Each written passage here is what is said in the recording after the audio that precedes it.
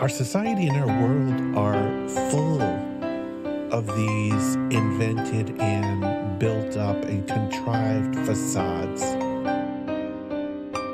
And sometimes some people come along with a hammer and smash that facade.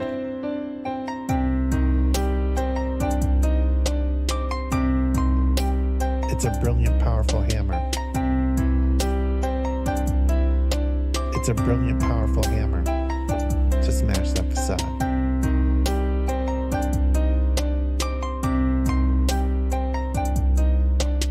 It's a brilliant, powerful hammer to smash that facade.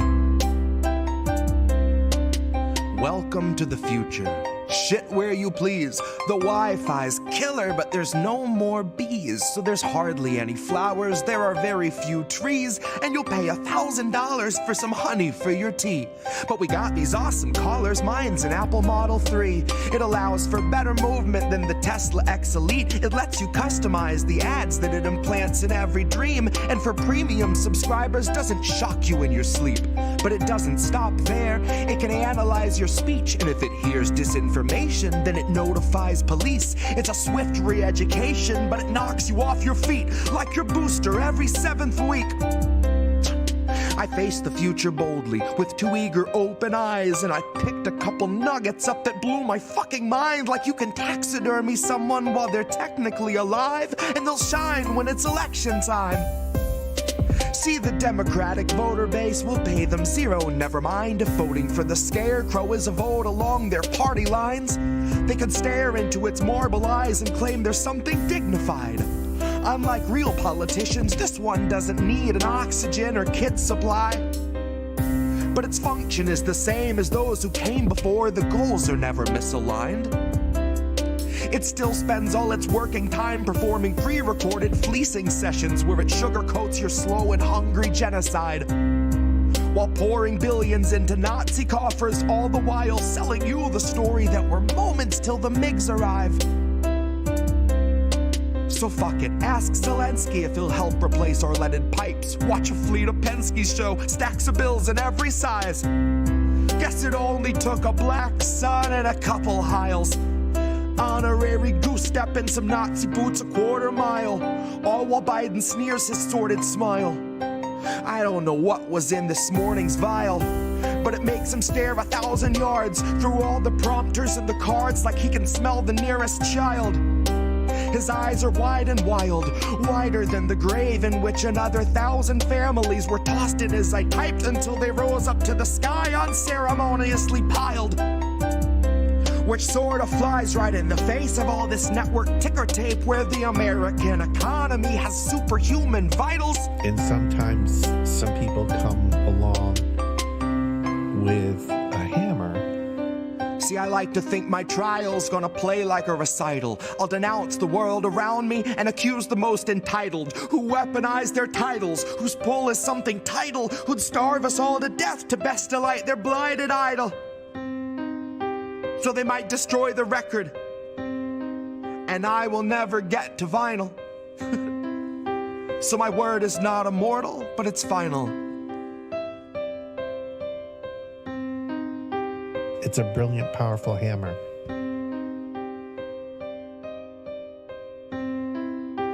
It's a brilliant, powerful hammer to smash that facade.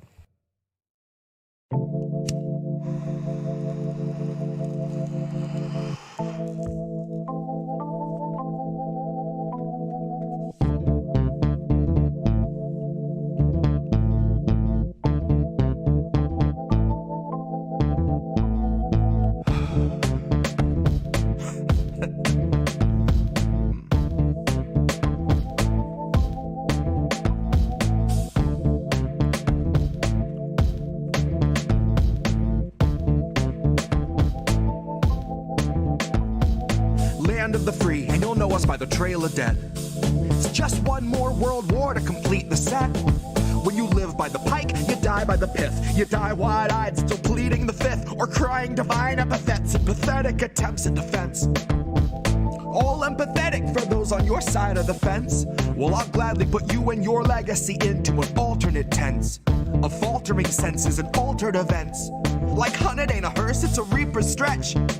Ah, how sweet, she said. Bunch of hordes in the street like it's Evil Dead, where the thin blue line meets razor's edge, and where the corporate ladder ascends to a steel-toed boot that awaits on the ledge. You'll be licking it fresh at your boss's request till it stomps each finger and watches you fall to your death and drown in an ocean of debt. Gone with the fodder who gathered to honor the patient left, who purity tested themselves into sections, step by step, till the next election, when it's just one them and the sound of their well-read theorized breath. That's harm reduction for the lowly cost of you holding your nose and just openly buying the theft. Maybe that's all in the flick of the pen. Maybe we're all one unmarked van from a trip to the pen, being guarded by pigs who exist on a diet of dying breaths of much worthier men. Honey, heaven's expecting you. Just don't get too hung up on who they let in. Just look up at the shine of the pearly gates. You don't need to worry if there's lead in the paint. You don't need to worry if there's lead in the water, lead in the milk, lead in the honey, lead in the caustic embrace of the Heavenly Father. Lead is the flavor of passive perpetual slaughter. Lead is the taste of us led to the ledge by the lure of the legend of expert consensus, and then beckon to stretch it just one step farther. And I hope all the folks who were boastfully gloating and toasting themselves as the heroes of COVID for boosting their boosters and doing their part are now equally thrilled to be starstruck martyrs, all laid in a government grave with anonymous markers, like you're back from the carvers and off to the splicer. You're the very first wave to be slain in the war against Pfizer, that 100 years war against Pfizer. They are thinning the crowd that is striking right now to bleed adequate pay from those inhuman misers, who all sit in their office and designate coffins to people regarded as nothing but profit for Kaiser. Still, the Dems want you nicer. Dems want you softer. Dems want you kinder. Yeah, they all want you graciously starving in silence. You will speak when you're spoken to. Rest of the time, you and all of us peasants are merely depressing statistics neglected in Congress's binders. All bled, bone dry, then fed to the grinder. Our headstones line each step as reminders.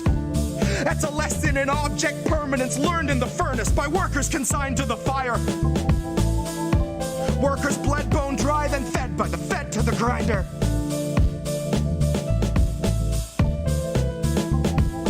Fed by the fed to the grinder.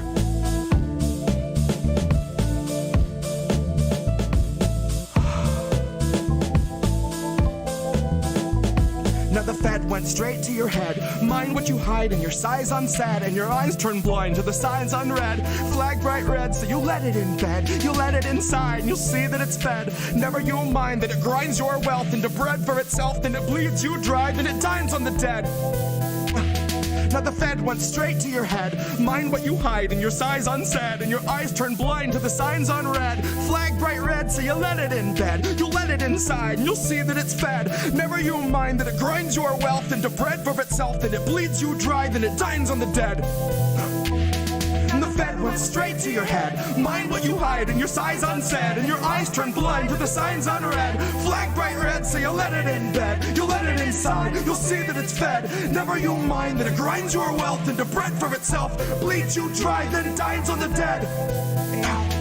The fed went straight to your head. Mind what you hide and your size unsaid, and your eyes turn blind to the signs unread. Flag bright red, so you let it in bed. You let it inside and you'll see that it's fed. Never you mind that it grinds your wealth into bread for itself, then it bleeds you dry, then it dines on the dead. Here's where our leaders would see us all led. Here's where our leaders would see us all led. Here's where our leaders would see us all led. Here's where our leaders would see us all led. The fed went straight to your head. Mind what you hide and your size unsaid, and your eyes turn blind to the signs unread. Flag bright red, so you let it in bed. You let it inside, you'll see that it's fed. Never you mind that it grinds your wealth into bread for itself, then it bleeds you dry, then it dines on the dead. The fed went straight to your head. mind what you hide, and your sighs unstead, and your eyes turn blind to the signs on red. Black, bright, red, so you let it in bed, you let it inside, you'll see it, it's fed. Never you'll mind that it grinds your mind, that it grinds yourself, that it bleeds you dry, that it dines on the dead. Here's where our leaders would see us all led.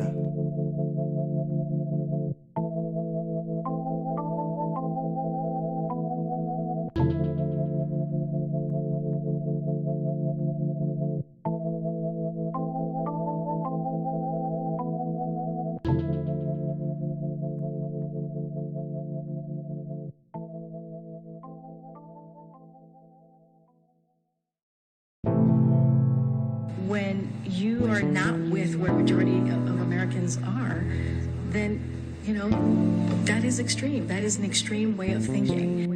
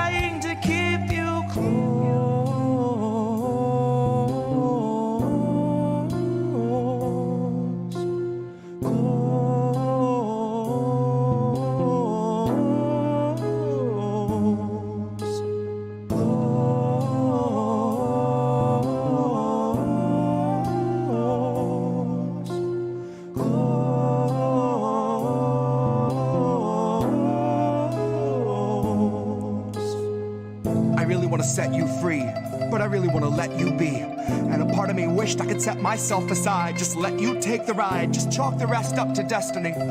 I could let you believe that the only restraints in life are the size of your dreams. Let you believe each kid grows up with the world at their feet. When I know too well it's open season, I know they're taking stock and raising stocks and raising stock. And I'm simply not here to sit and watch as you learn the lesson all cogs are taught. Keep your head down and keep to task and just keep on blocking the rest of it all out. Just keep on with the rest of the herd of a million adjacent oblivious workers. The forest unseen for the trees, and the trees unseen for the fallout. Now what's more damning, baby, the truth or the ignorance? Fuck it, I honestly wonder if I see the answer so well. Baby, believe me, well, I know it's scary, I scare myself. If I could find a way out of my head, I would run like hell. I would ditch this body politic, mindless occupant somewhere far from the dismal abyss. In the tranquil crystalline bliss of the beach, I could rest with the rest of the shells. And if anyone asks, I'm anywhere else. If I'm really needed, just light the candle, then read the book, and then ring the bell.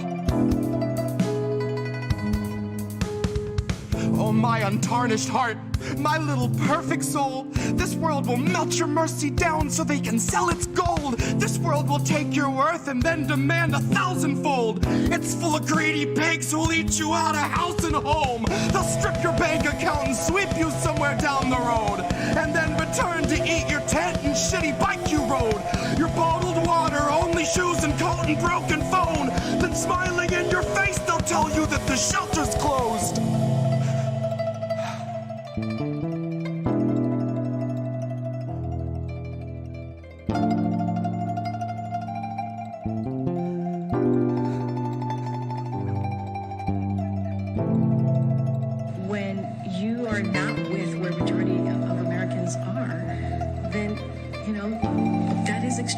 An extreme way of thinking.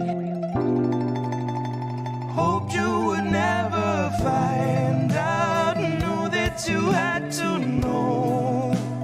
Pulling what's left of my mind out, trying to tell you so. I tried to block the light out, knew you could feel its glow. Up and here holding my hands out, trying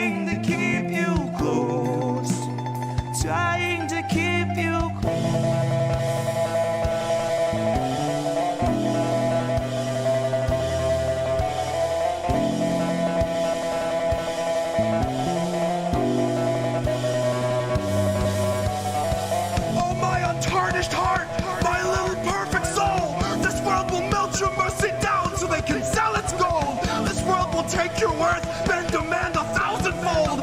I tried to block the light just so I could keep you close.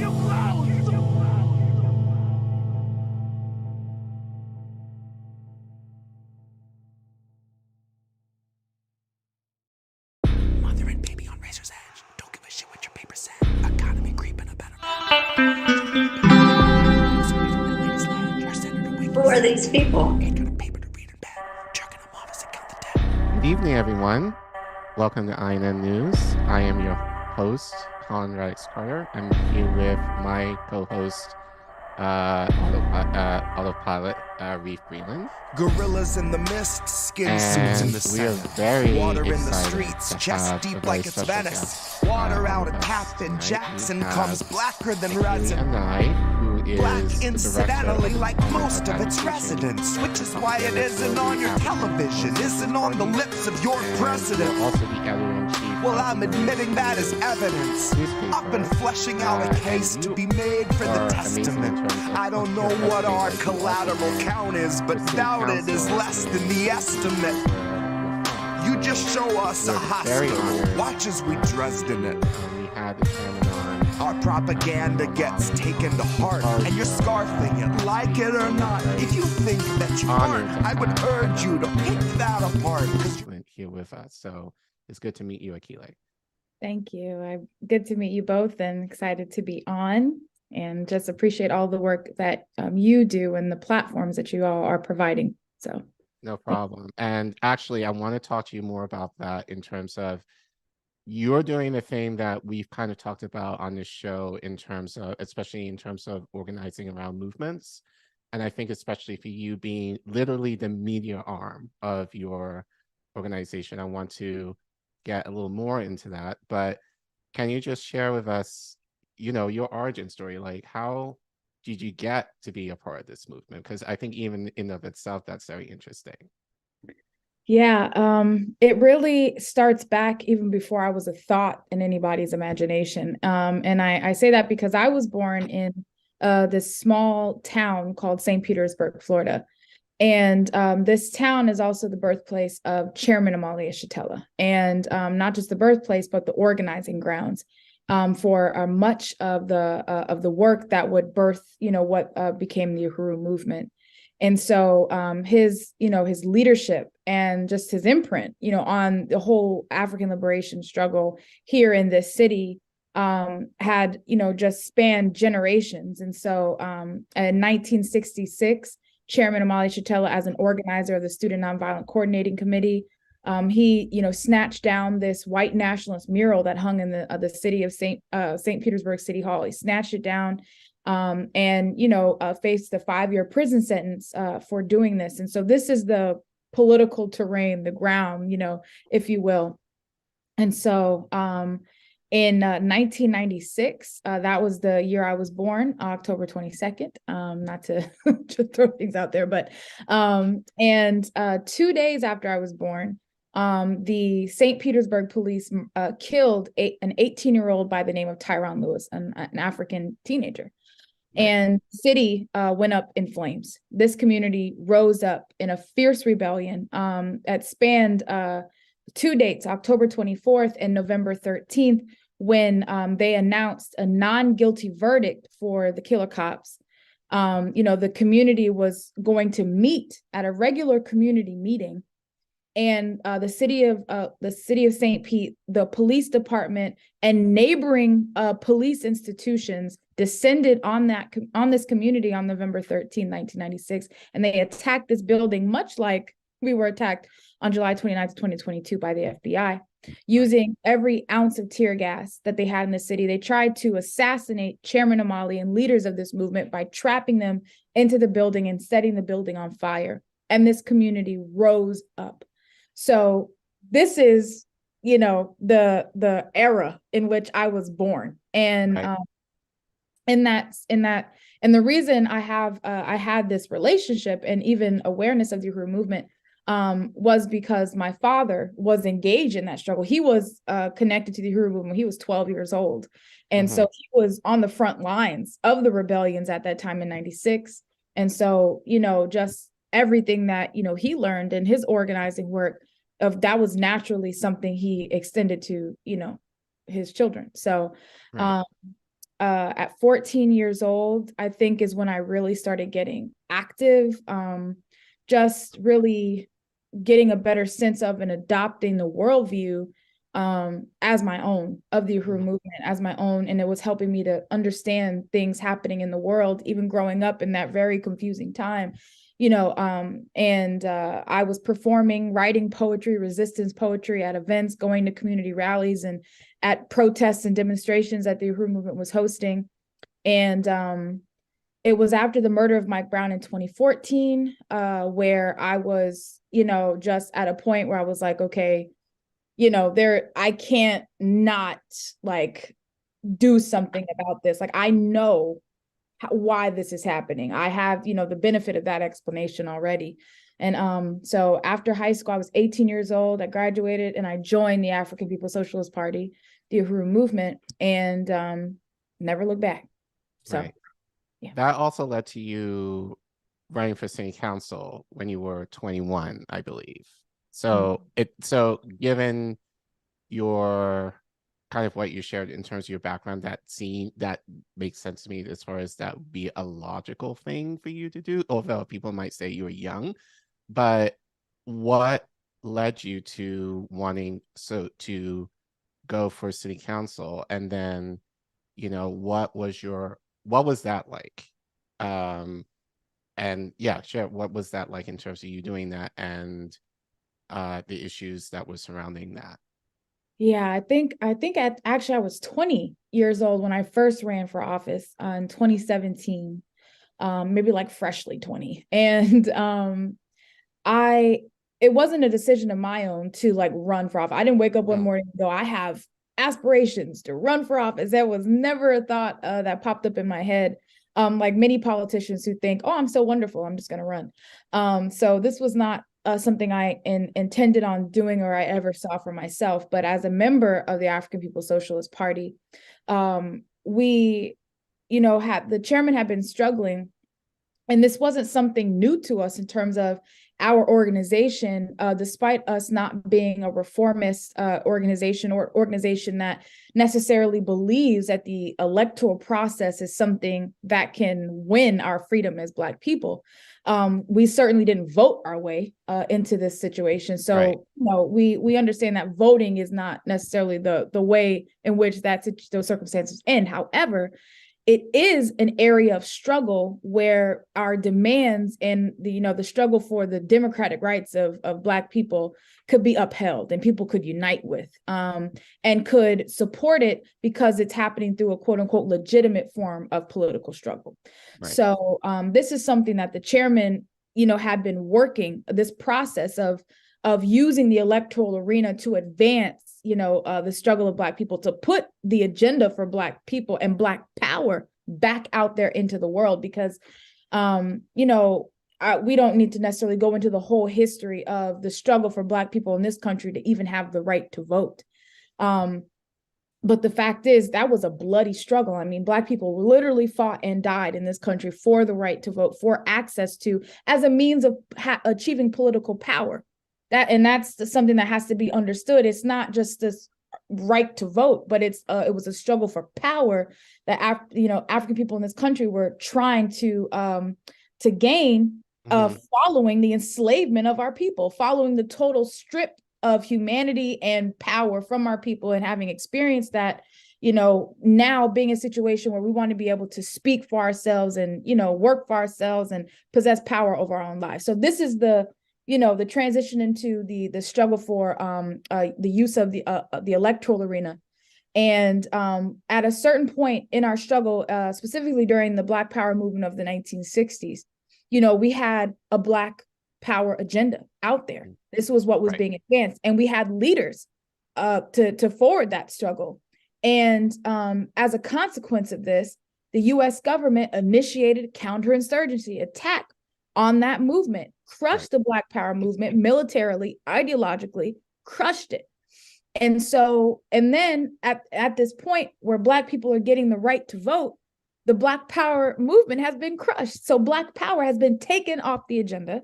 Right. And so now, Black people have to vote for the Democratic Party or the Republican Party, and none of our interests have to be spoken to. And so you have this arena that's dominated by, the colonial bourgeoisie and the petty bourgeoisie, the white power and blackface, the people who work against us. Right. And so the they moderate dominate. liberal, Yeah. Yeah, the many faces.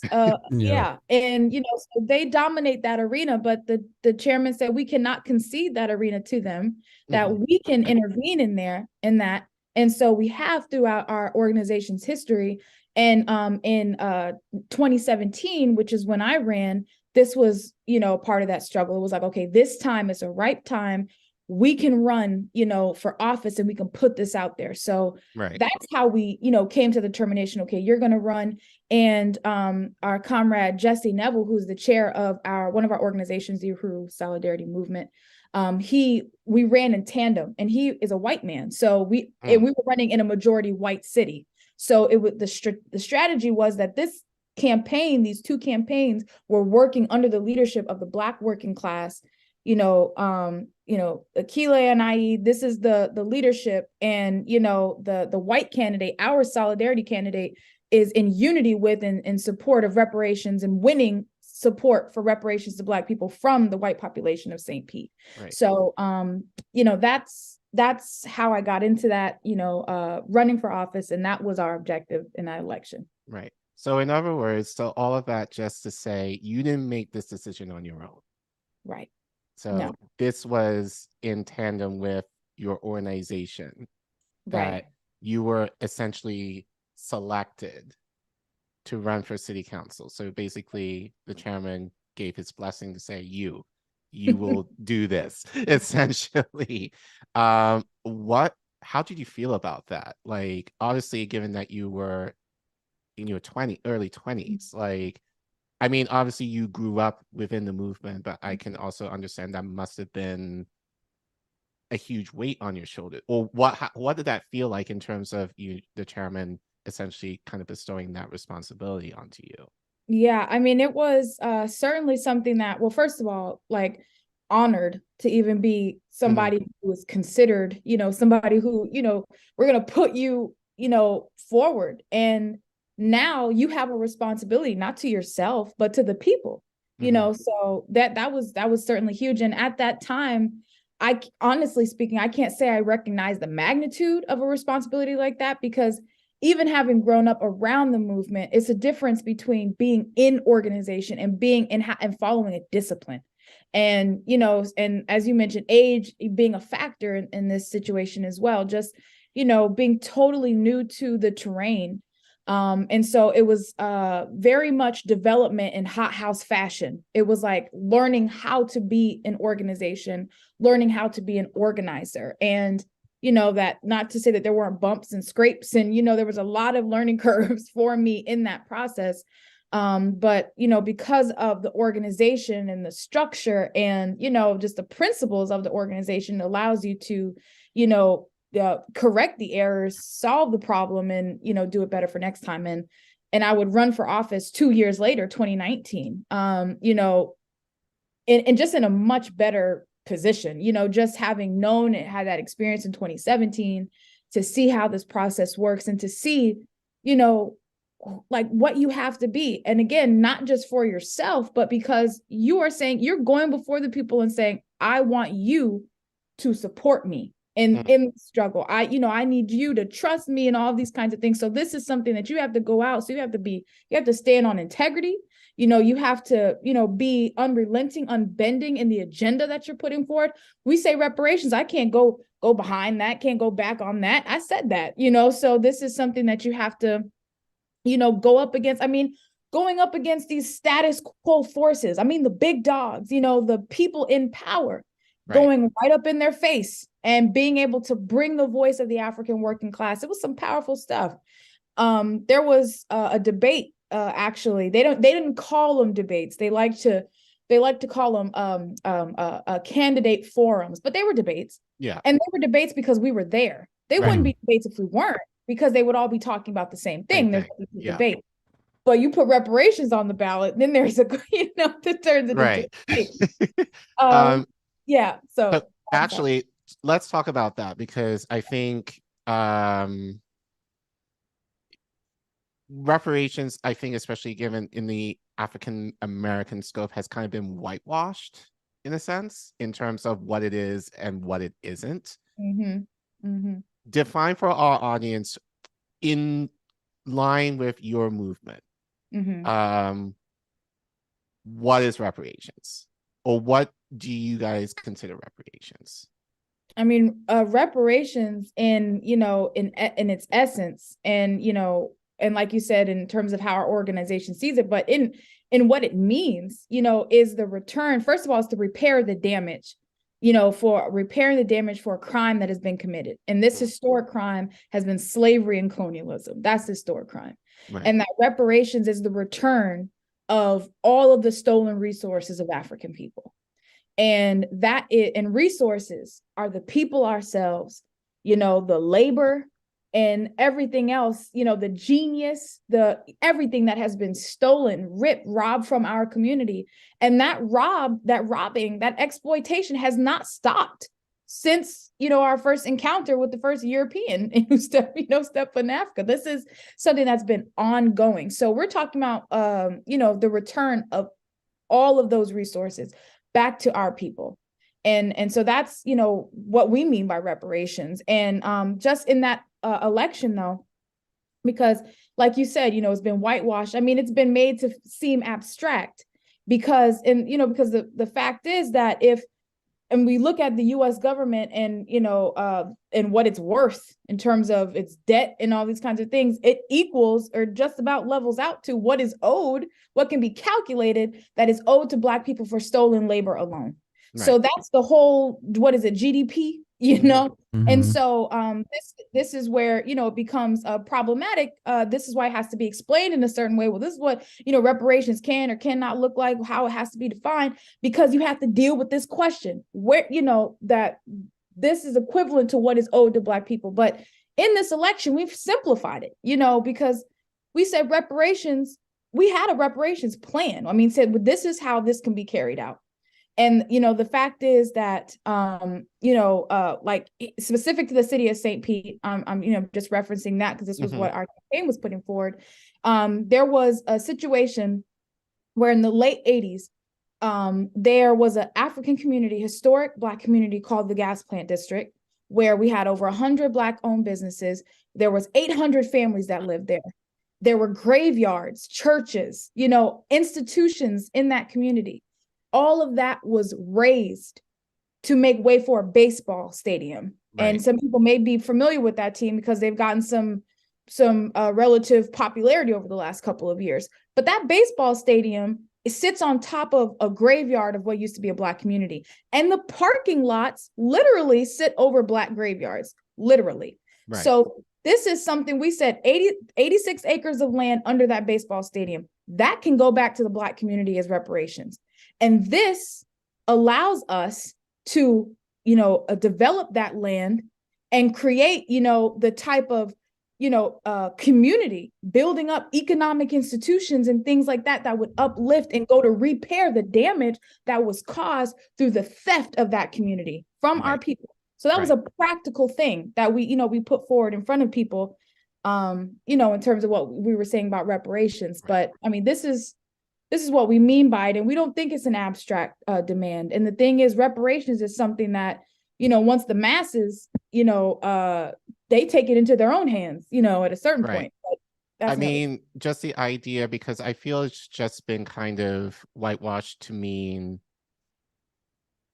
we get money, which is not, it can mean that, but I think it's just a very narrow view of it. It's kind of what you described in terms of economic empowerment, giving us the means of control in terms of the resources that we have that are rightfully ours, that we have the right to kind of say, this belongs to me. I have the right to do what I choose to do with it in terms of myself, and in this case, in terms of my community. So, so I think that's kind of the way you kind of explained that. I think is you've made that clear because, as you are probably well aware of, there's just a lot of I hear like cut the check, you know, from, you know, even like people within Black media is like just this idea of money, money, money, money, money. Like, it's not just about money, it's economic empowerment, like in terms of seizing the means of what was taken from us in terms of our economic value, that we get that back, which is goes beyond money. This goes in terms of, as you're alluding to, you know, wealth empowerment, like, which is different from money, you know. I mean, we've covered CARICOM's demands specifically on the channel, which included things like being able to travel back to Africa, being able to educate yourself, all those things that could benefit everyone. And I don't think anyone cares necessarily how they get those things. As long as you get them, I'm sure you'd be like, all right, you know. So because I just wanted to also kind of say that in terms of, you know, my experience, as I'm of my family's from the Caribbean. So obviously, like, we have a connection as far as a tied history due to our mother Africa, you know, but my experience has been in talking with African Americans about reparations. It's the idea of, oh, we got this, you know, we appreciate you wanting us to have reparations here, but you're not one of us. So like, you go over there and kind of handle your business over here, and we'll kind of take care of it over here. But I don't think, as Reef said, you know, like CARICOM, and I would argue there's more that should be added to it, but at least they have demands as to what reparations in the Caribbean looks like. And I feel that could be a model for even just kind of what you said, you know, like, I think given on the local level, these are the things that I think we need to talk about more in the Black community, in terms of like, what are our demands in terms of reparations? We say it, but as you said, is a very abstract thing. And I think the mainstream media just kind of whitewashes it to be like, oh, Black people just want money. They just want, you know, which not entirely true, you know, like, again, as I said, it's more about generational economic prosperity in the light of what was taken, that if we were in Africa now, we would have had, you know, to some degree. Well, so, I mean, I know I've seen quite a few demands from the Uhuru movement. If you want to have put some voice to those, you know, and why those demands have you being targeted, you know? Yeah, there's a couple things, if I'm able to just speak to some of what's been said, because I think it's really important to address. Please. You know, first, just looking at the demand for reparations to African people, and you know, saying that it doesn't have to, it's something that's been contained to the courtrooms and the classrooms historically, and the debates over. And you know, the fact is, whether it's, you know, it's you know, as been stated, you know, the wealth, you know, building, I think they call it, characterized as generational wealth now, and you know, establishing that foundation, economic empowerment. And but even, you know, the notions of cut the check, like money, actual money. I mean, these are things, first of all, that the colonizer, the thieves, the robbers don't have the right to be the financial managers of what people want to do with their resources when they get it back. I mean, that's absurd. You know, but I think, you know, also there was a statistic from a couple of years ago, and, you know, it's probably doubled, tripled at this point now, where it was saying something like it would take the average Black family 228 years to catch up to the average white family economically. You know, so this is, you know, in terms of reparations, being able to bridge that gap, you know, how to bridge that gap, you know, because 228 years is too long to wait, you know, for anyone. And this is an average white family. I'm not talking about the rich white family. I'm talking about average white family, 228 years. And that even is depending on what you mean by average Black family. And the other thing I wanted to mention was, you know, the issue of, you know, well, Africans in America and Africans in the Caribbean and the whole reparation struggle. I mean, this is something that, you know, has to be recognized as like a real diversionary type of tactic. And it's bizarre, you know, if you even entertain it, because the same process that put Black people in this country is the same process that put Black people in the Caribbean. It's the same process. Right. It's the same system. It's not right. separate things that, this is the same system. And it was born and built and, established on our backs, sucking the blood, and, all the horror stories and the history that you can learn about, just the horror of the Caribbean plantations. I mean, that's some of the most brutal conditions for our people. So when we hear stuff like that, we've heard of stuff like that, especially deepening over the years as this reparations question has, been thrust to the surface. We've heard this, notion of, well, ADOS and all, this kind of stuff, and that is, we're almost convinced that it's the state, that putting that out there. Right. No, I totally agree. And I actually really appreciate and humbled by what you're saying, because distinction in terms of that. But I think also just for me, this would be something, and I've, obviously being of Caribbean descent, but having been to Africa, in East Africa, and spent some significant time there, the idea that we're excluding ourselves from the very thing that was gauged upon and thrown upon us due to capitalism and colonization, I just think is nuts, that you're going to exclude essentially your cousins in the conversation in terms of what is needed within the collective of our Black experience. But then, more importantly, the ideas that are kind of brewing, in different regions within the diaspora need to be shared and need to be highlighted, because, and off camera, you told us, that the chairman was friends with brother Kwame Ture, and we reported last year how he was targeted by the British government. Right. Actually, I kind of said then he was badass, that it wasn't even Americans that were targeting him, it was the British.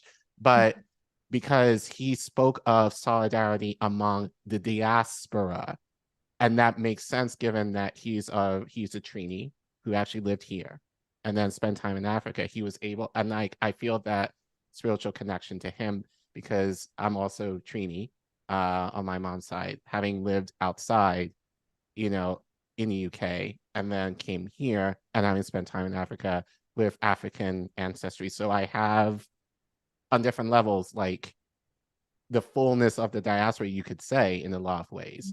And I kind of see how we need to be more unified in that message, in terms of, getting our just due by what was taken from us. So it kind of saddens me that we are not aligned on that fact in many ways. So all that to say, I really appreciate you upholding that idea that I've had and really had arguments over people for, is you are essentially doing the thing that our colonizers did to us collectively. You are doing the same thing to me, in terms of, not being able to be a part of the conversation and elevating the conversation in terms of what we're able to do collectively. Because even with Dr. King, he spoke on this, we have a lot of collective power economically, that if we pulled our resources together, we can take over the world, which is the very thing that, our oppressors don't want. So as you kind of alluded to, it's very easy to kind of attack us, in terms of, based on where you live or what part of the world you're from. And we're kind of doing that to each other, which I think is ridiculous, that we shouldn't be on each other in terms of, oh, your experience is not like my experience here in this country or in this region of the world or in this, whatever, or this tribe or whatever else. No, we're all Africa's children. Yeah, and that's not even true. I mean, if you look everywhere around the world where there's a Black person that looks like you or me, we're going through the same conditions, and they might look a little different, in the way it comes out, but it's the same stuff. It's same thing. And so what's happened to us through the process of colonialism? I mean, we were stolen, dispersed, and then given new identities, and then forced to become wherever the hell we were being defined as by the colonizer. I mean, right now, there are artificial borders in Africa carved up by European countries. That wasn't Africa. That was, that was Europe that did that, carved Africa up, and to define who, so now there are Nigerians and there's South Africans, and, there are all the, and so we're different in Africa. We're different in now we're African Americans. We're some new breed creation. We're Afro, Caribbean, all these kind of things. We're one people. And the fact is Garvey, Marcus Garvey, who led, probably the largest movement of African people, 11 million Africans throughout the world. He said, Africa for Africans, those at home and those abroad. And when we talk about stolen resources, the people, we were stolen from each other, if that makes sense. You know what I'm saying? And we lost a better way of life after having been kidnapped from Africa and brought throughout the world. And the fact is that my brothers and sisters in Trinity and throughout the Caribbean were stolen from me. They were in terms of who they would be and what they would be able to do for, as part of, the productive forces of Africa. So that we were stolen from each other. That's a resource. So this is why it's absurd. But this is something that we've taken on seriously with the demand for reparations, and just through our whole organizing work, really carrying out the mission that Marcus Garvey had established in the early 1900s. And Reef mentioned, how this was a point of attack against our movement on July 29th, the reparations question. And Chairman Amalia Shatella set out to make reparations a household word a long time ago. And in 1982, Chairman Amalia and the African People's Socialist Party organized the first World Tribunal for Reparations to African People in this country. And it was held in Brooklyn, New York, 1982. And it consisted of Africans from all over the world, including the Caribbean, who gave testimony and, and charged the US government and said reparations are owed to our people. So it pulled together all these forces from different sectors, and to talk about all these different things that impact Africans from the prisons to the health to education. We had all this testimony given at a tribunal, and the verdict was that the US government is guilty of genocide. And reparations are owed to Africa. And so I think just that you said that, it's so encouraging to hear this, but at the same time very frustrating, because in a lot of ways, I think especially in today's world, we're trying to reinvent on everything. We're trying to reinvent the wheel as far as organization. We're trying to reinvent the wheel as far as direct action. We're trying to reinvent the wheel in terms of this talk about reparations, when I basically tell people there have been people who've been doing this forever. Issue Why being, are we talking? Those same people, especially intellectually Black leaders specifically, get things happen to them. When I talked to Amalia the first time about the raid that happened, the first thing he told me he thought of was Fred Hampton. Which I mean, he could have just picked any other leader and I would have knew exactly what he meant. But I think it frustrates me that that's still happening. You'd think we would have learned to be better, but it's just frustrating and we've talked about this all the time, but like I've said this to you, Reef, but I think it's just frustrating to me how we're trying to think of these ideas as novel and new and something that we have to kind of create from the ground up, when it's kind of like, no, there have been people who have been talking about this for decades, and many of them are gone, yes, but the chairman's still here, so Thankfully. We still have those voices left, fortunately, that we should be listening to, but I do want to go. So I think it's a good segue to talk about the raid, because I think, obviously you're speaking in terms of Black empowerment. So the powers that be are like, nah, we can't have this, like, so can you share a little bit more about that? And I think what that means for you personally. Yeah, I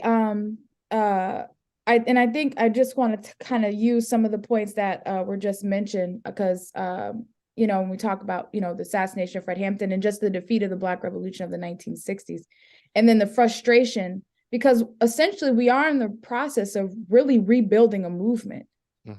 And so we're running into the frustration because, here is the African People's Socialist Party. Here is Chairman Amali Shitelo, who's been engaged in the struggle for 60 years, the majority of his life. And for 50 years, this organization has been here on the ground, really, organizing, has never stopped fighting, despite the fact that, assassinations and imprisonments of Black leaders and organizations destroyed, infiltration, all of these things, a military assault, a war without terms by the US government waged on our movement. But the party and the chairman never gave up. And but what we have to understand is that assault on our movement didn't just happen militarily. It was a all-rounder assault. And they pushed our community out of political life, made our community afraid of political life. And so, time goes on, and then you have a whole generation of people who have never been connected to a Black power or civil rights struggle, have no recollection of that whatsoever. I didn't have any recollection of that. And it was, again, I just had the opportunity to be born in a place where the leader and founder had been born here. So that's my circumstance. But had I not been, I would have no recollection of a struggle that happened, and I would only hear it, through the grapevine, essentially. So this is something that has really been a factor in terms of rebuilding the whole movement. And there have been, people that have been out there, the retired revolutionaries and all kinds of forces who, who have either abandoned the struggle, altogether, or, just haven't been able to organize and have the same type of success. And that's because the party assumed a certain responsibility, which is to complete the Black Revolution of the 1960s. So,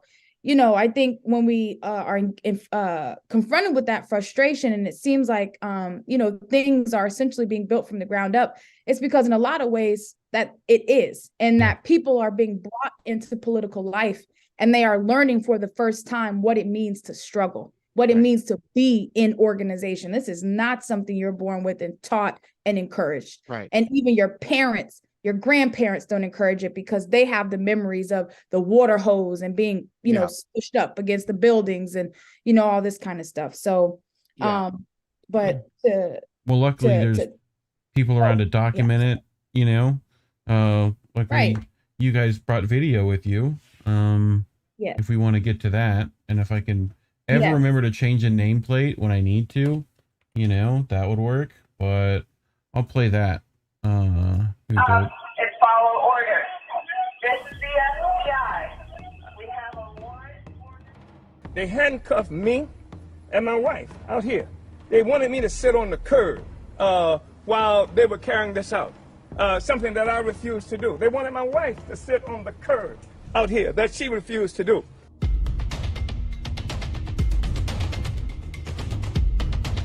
As I was coming out, this big old drone met me.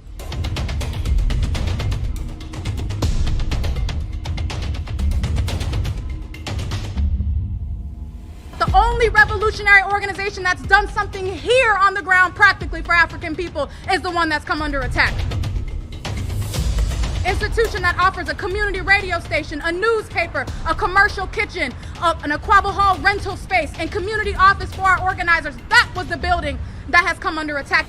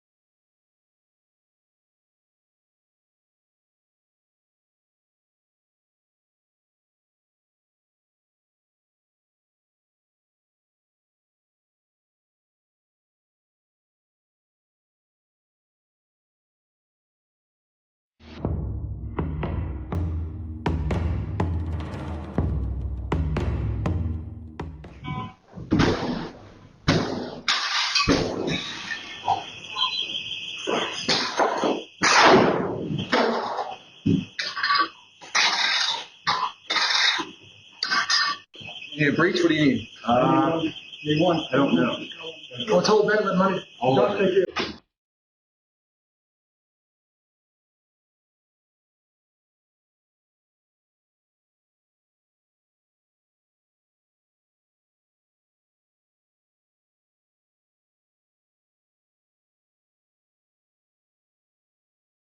We will build a movement of white people that says hands off the Uhuru movement. They see in the African People's Socialist Party a vanguard for the struggle for the liberation of our people. They see that because not just what we do here in the United States, but because we had the temerity to do like Garvey, to do like Malcolm X, and take the struggle of black people around the world.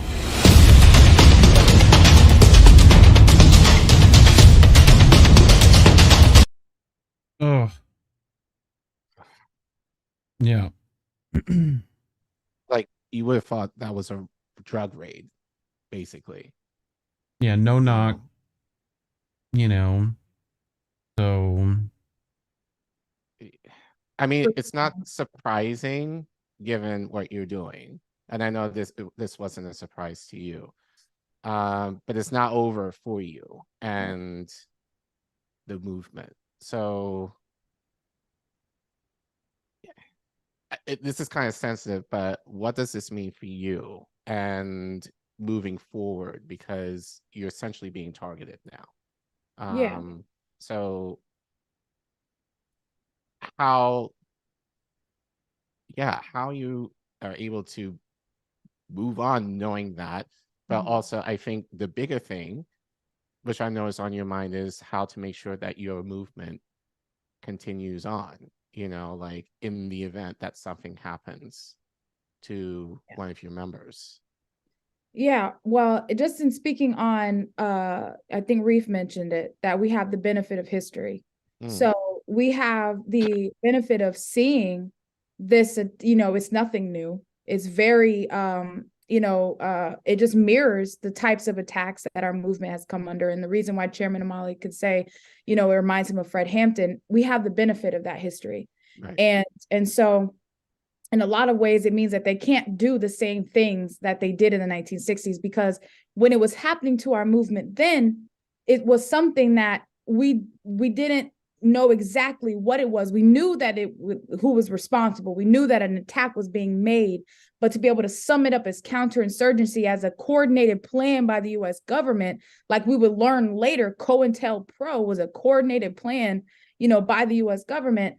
You know, now we know that clear as day, this is what their objective is. And we can point to all the evidence that shows this is exactly what it is that they're doing. This is counterinsurgency. This is COINTELPRO, you know, 2.0, whatever, you know, in 2022, 2023, this is what that looks like. And so we have the benefit of that history. So it makes it difficult for them to do things in the same old way. 1, 2, we have this organization that's been here for 50 years. And so it has solid ground and deep roots in our community. And it has extended the struggle everywhere around the world where there are Black people. This organization exists and there are people organizing and, you know, carrying out this work. So the mustard seed has been planted and there's no taking that back. I mean, there is an African internationalist on the continent, throughout the continent, in the Caribbean, in the, you know, everywhere. So but another important thing is that this struggle was extended into the white population with the formation of the Solidarity Movement, the African People's Solidarity Committee, a strategic front of the African Revolution. Because when they attacked us on July 29th, it wasn't just that they could come in and isolate and attack Black people. They had to go into the white community and attack the white people that work under the leadership of the Black community. Right. So, you know, it's created a situation where they have to meet us on all fronts. And, you know, what this means for me personally is the same thing it means for the overall organization and the whole struggle for African freedom and self-determination. And that we don't have to fear it. I don't have to fear, you know, have total confidence, because we're on the right side of history and on the right side of this question. I mean, there's just no, I mean, first of all, the things that they're accusing us of, which is being agents of Russia, of the Russian government. And the more accurate, I guess, legalese charge is functioning on behalf of a foreign government, failing to register as a foreign agent. Farah so this is what they are saying, and this is what they've accused us of. But we know the truth, and we know the reason why they attacked us at 5 a.m. in St. Louis, Missouri, and the reason they attacked us in 6 a.m. in St. Petersburg, Florida, simultaneous pre-dawn raids, is not because of Russia. It's not because they got lost on their way to St. Petersburg, Russia. It wasn't because of that. It was because of what we've done and continue to do for Black people. And the fact is that throughout the history of Chairman's life and in organizing this struggle, the Chairman has been all over the world. He has organized Africans and all those who could be won to support the struggle for African people to be free. He's done that. And he has been faced with assassination attempts, with jailings, and they could never stop him. They could never stop him. Chairman Omali Shelley is 81 years old. Right. And they want to put him in jail at 81 years old. That's a death sentence. Right. Yeah, to put an 81-year-old man and his wife in handcuffs for some reason, like, I still don't understand that. Like, throwing flashbangs in houses. Yeah. And you also have community centers being burned. I know Mississippi is supposed to be the only place burning, but, like, how is that still happening?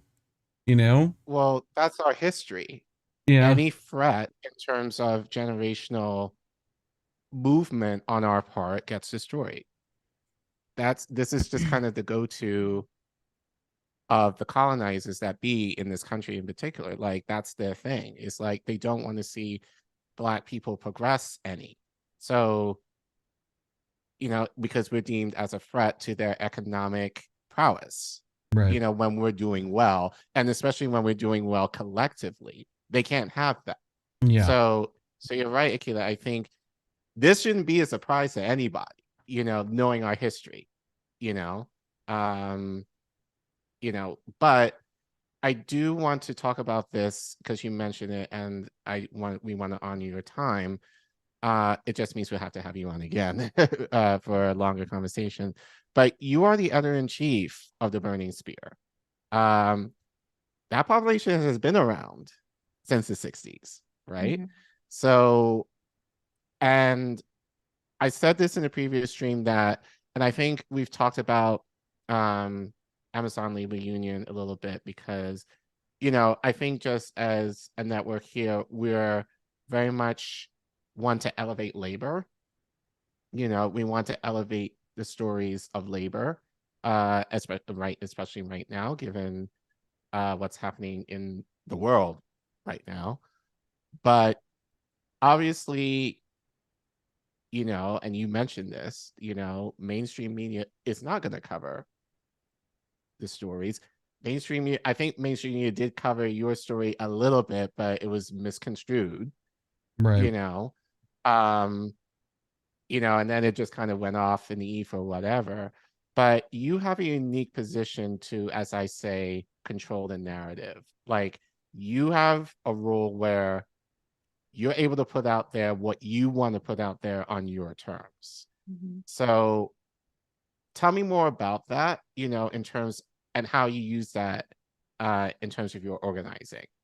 Because I think that's very important. And I think that's a conversation that people are not necessarily having, especially in independent media. We talk a lot about organizing, or we're kind of throwing the idea of organizing, but not necessarily getting into the details of what that entails. Like, you are doing it. So can you share with us what that looks like for you in terms of, I think, one, following into that tradition, that history, but then on a larger scope, what does that mean for our community on a larger scale? Yeah, we founded the Burning Spear, or Chairman Omali founded the Burning Spear. I say we, but that's just me assuming responsibility for the history. But in 1968 was when the Burning Spear newspaper was founded. And this was, the paper was founded at the same and being circulated at the same time that, Black political revolutionary journals were being circulated all throughout the country, and certainly even in, in various places throughout the world. You had the Black Panther newspaper, you had the Final Call, at this time. And in the mix of that was the Burning Spear newspaper. And we saw the strategic value of a news journal with the Garvey movement, the Negro World, and how it went all throughout the world. I mean, at a time they were sewing the newspaper into their coats and, and to get the paper to the people. So, the strategic value and I think every revolutionary organization, has had to have a revolutionary political journal to be able to communicate with the people, the masses, to be able to communicate. And the basis of this being that, as you've mentioned, we have the colonial media, the bourgeois media, the media that works for them. And that's how we have to see it, because the first people that are out when a so-called crime has ever been committed, you got the police and you got the media. They're already there and they're working with their story straight. That's a collaborative effort, and so those things can't be separated. And the fact is that we have a social system and a superstructure founded on an economic base, right? So, and everything that comes from that superstructure, including the ideas itself. And you have to be able to control the ideas of that society and to be able to define what it is, what the world is, and to be able to control that definition of the world. And you have all these different ways in which that happens. And we know most commonly like education and things like that. But the media also is that role. And, from the TV to the music you listen to the day-to-day journalism, these are all instruments to be able to control, as we said, control the narrative.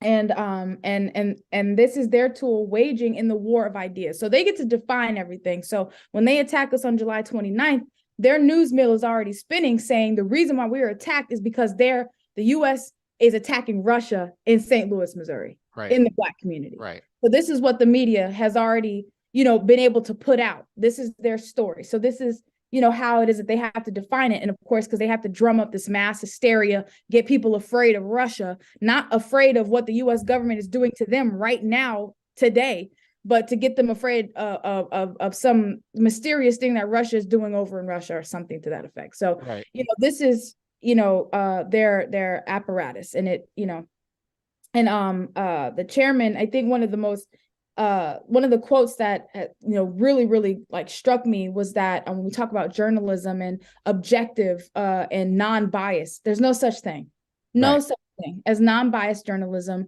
that everything supports a worldview. You have a worldview, even if you don't know how to define that worldview, you have one.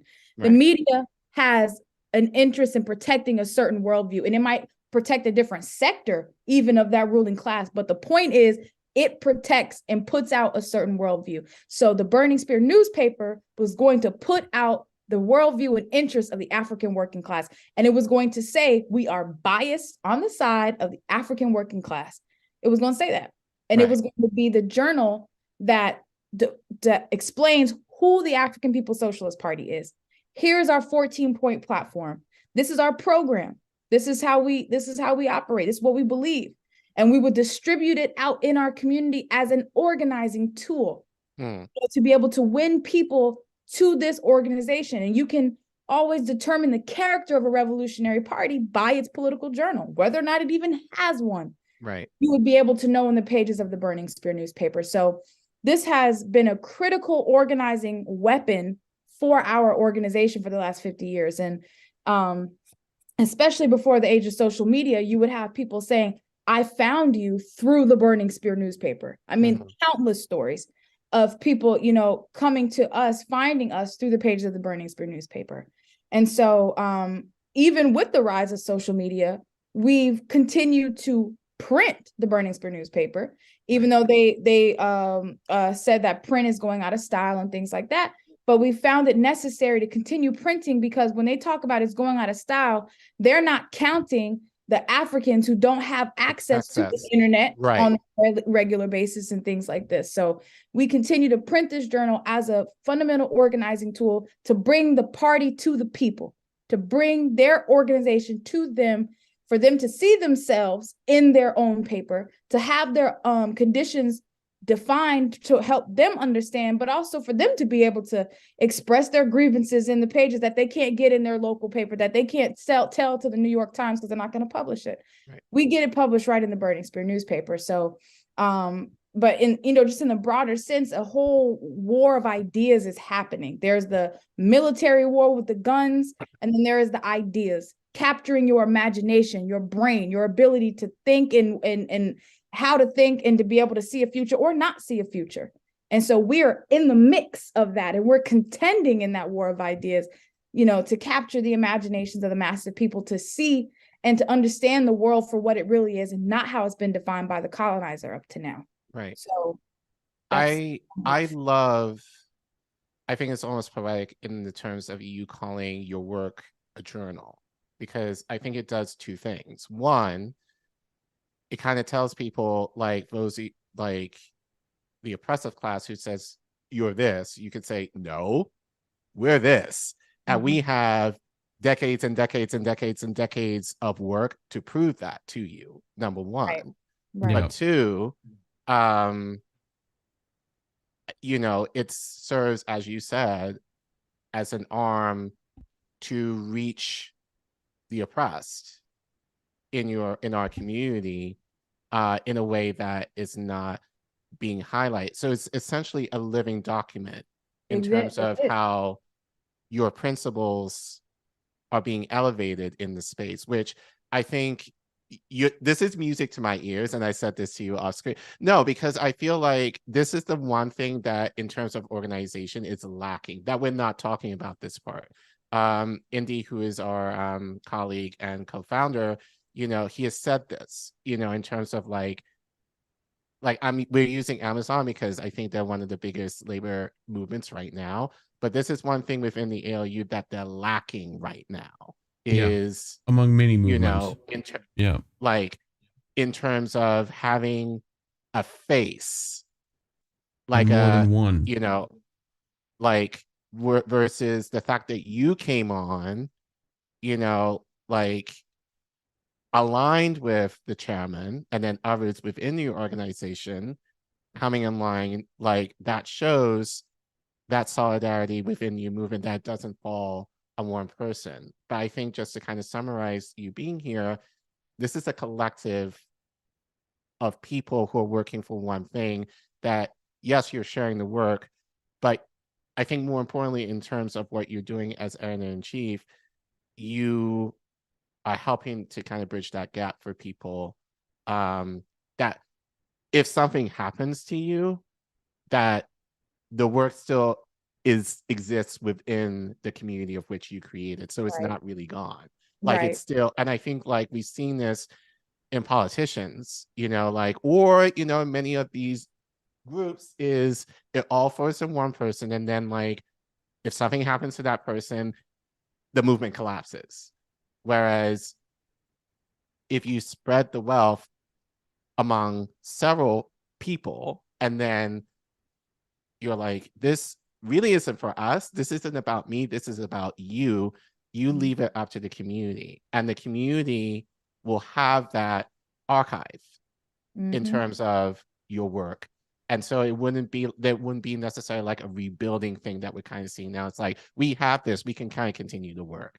Right. So I really appreciate you saying that, because I think that's something that we're not talking about in terms of, we talk about organization all the time, but don't have any example basis as to what that should mean or what that should entail. So I really appreciate you kind of sharing that with our audience, your role and how you're using that role literally like a spear. I think very appropriately named, to cut through the narrative in terms of what you want people to share, but also what you want to kind of keep within the community that's rightfully theirs. Yeah. Speaking of our audience, if you could please tell our audience whatever you need to tell them, however much support you want them to give, where they can go to do that, if you don't mind.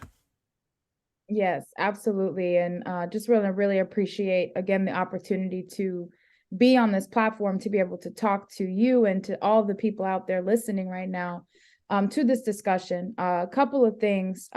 One, that in terms of, what makes this situation different, why we don't have to despair or be afraid of the attacks made against our movement.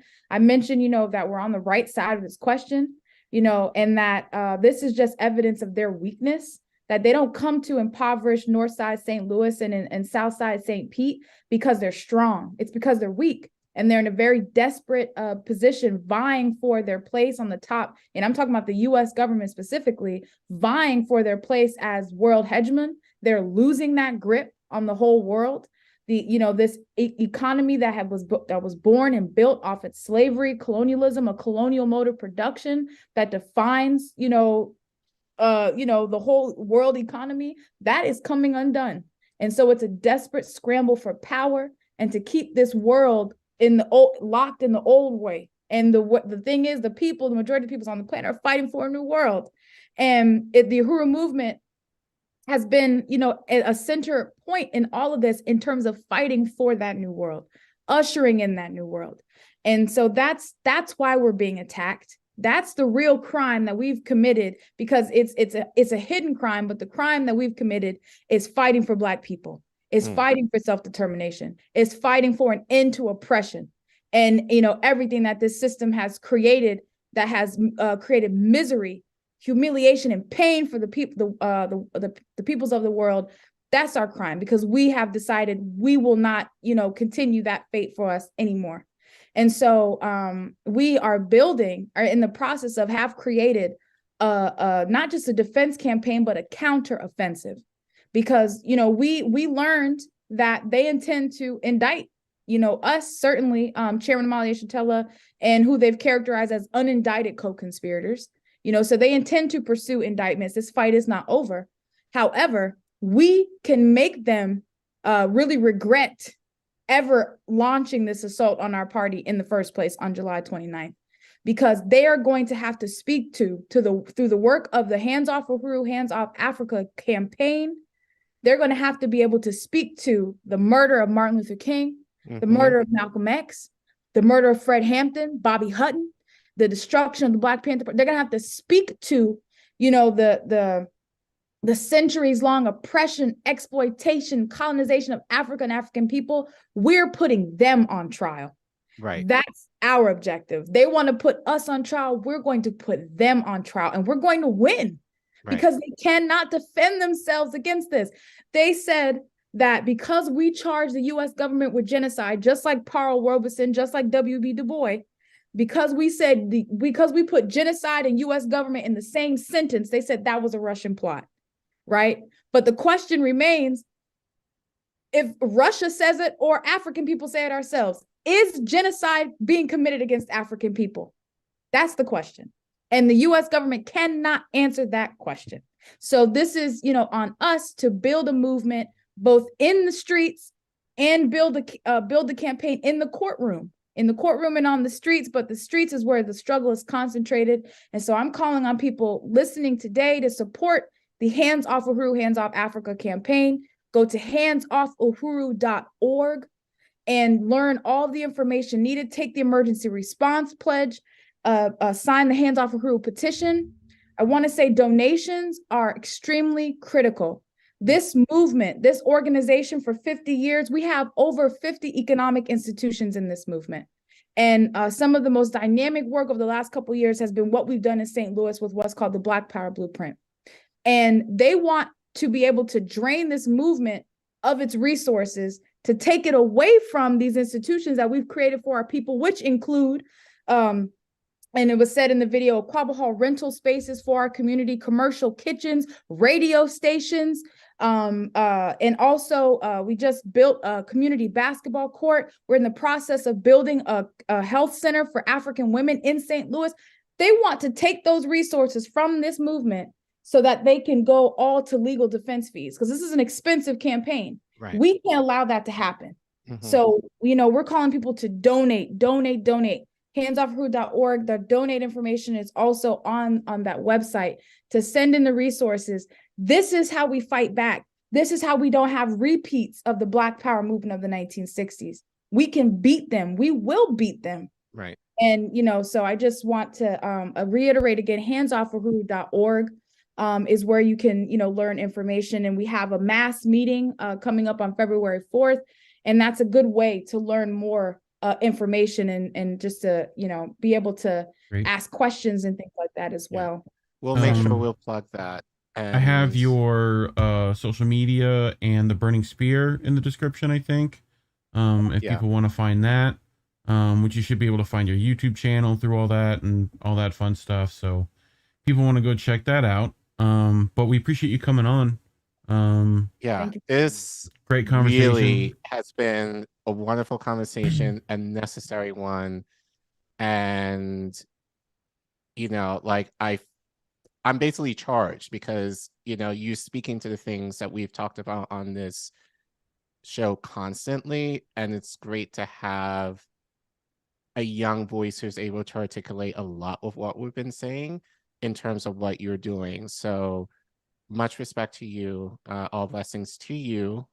Give our respect to the chairman and all your colleagues as well. And this just means we have to have you on again for more to unpack of what you said a little bit more. But we really appreciate you. It's on the record. Count me in. Oh no, we will. And anyone else you want to send our way, we'll take it. So on that note, but thank you, Akilé. Appreciate you so much. We're gonna go to card and then we're gonna be back with more stories. So hang in there, people. We'll be right back. Thank you. You're welcome.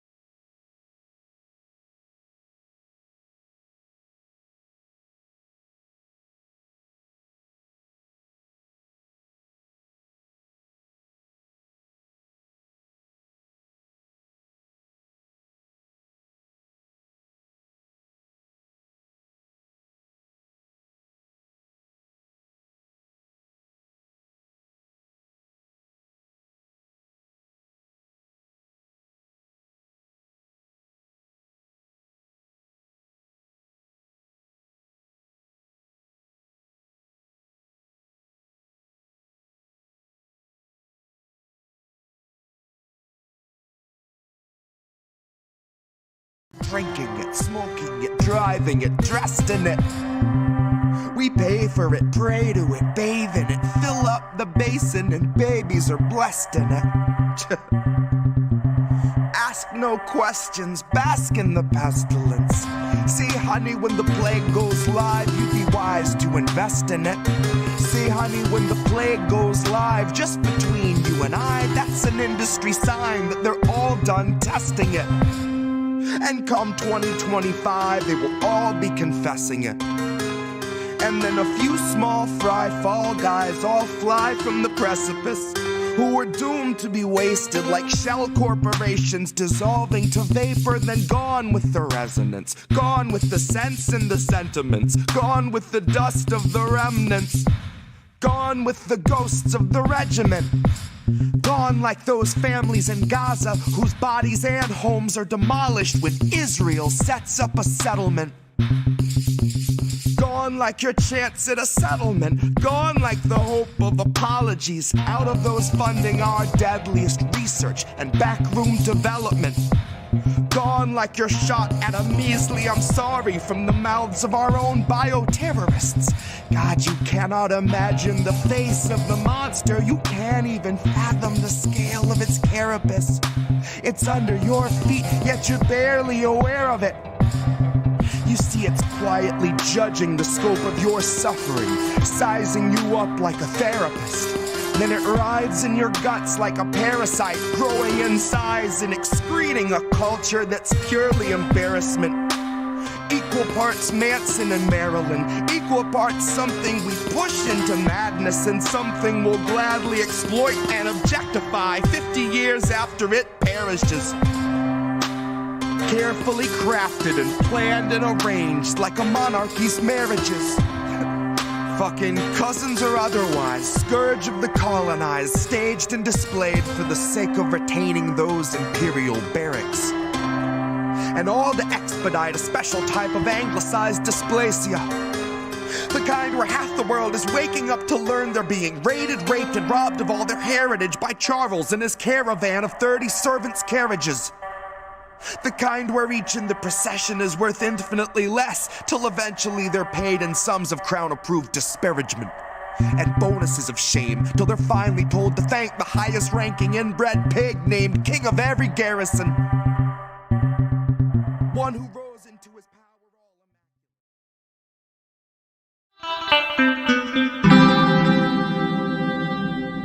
Who are these people? We're back. Look at that. We're back. Doing the damn thing and shit. But anyway, we got... I know, right? Went to card and everything. Yeah, went to card. Like, that's a first for us. I totally should go steal his card music. Everyone loves it, you know? Why steal his when we can have our own? True. Because somehow I feel like I'd mess that up. What? But... What do I have up there for you? You need this. Yeah. So yeah, we should cover stories real quick.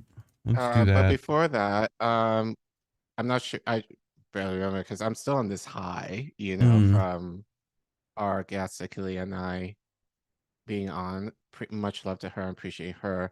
Got a super chat from Oz. $4. So thank you so much. And he said, thank you for covering the stories the mainstream media does not. So yeah, I think how appropriate we had Akilé on in terms of actually, if you want to pull up our main thumbnail. Yep, I got you. Hold on. Reef. I'm doing it here because we'll get to talk about the other stories that we want to mention, which really all relate to what Akilé talked about in her interview. So we are going to talk about Kshama. I know that's kind of a big topic right now, but I think in light of, you know, what she's planning to do kind of aligns very much so with what Akilé has been doing. So more excited to give that context now, even more so now. So we are going to cover it, you know, give our little perspective on it.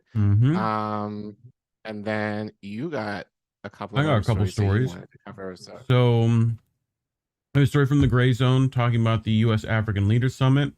Figure that would go well with our discussion today. And I wanted to talk about the forest defender over in Atlanta that got killed. So we'll talk about that. There's some interesting stuff there. But yeah, that's what I brought. So I think yours is up first. I gotta go back. No, actually, I think your the Leaders Summit is up first. Yeah. I should let my dog in. I don't know why I didn't do that a minute ago. You know? Do you want me to? Should we start with the Kshama? We can. I have to get out of. I'm in Canva. There it is. But no, I can. Let me let the dog in real quick. It should take me long. Okay. All right. So, in the meantime, entertain people. Tell a joke. You know. I'm not gonna do that, but yeah. So yeah, while I do that, I'll just read your comments while Reef is taking care of his puppers. So unfortunately I can't pull them up.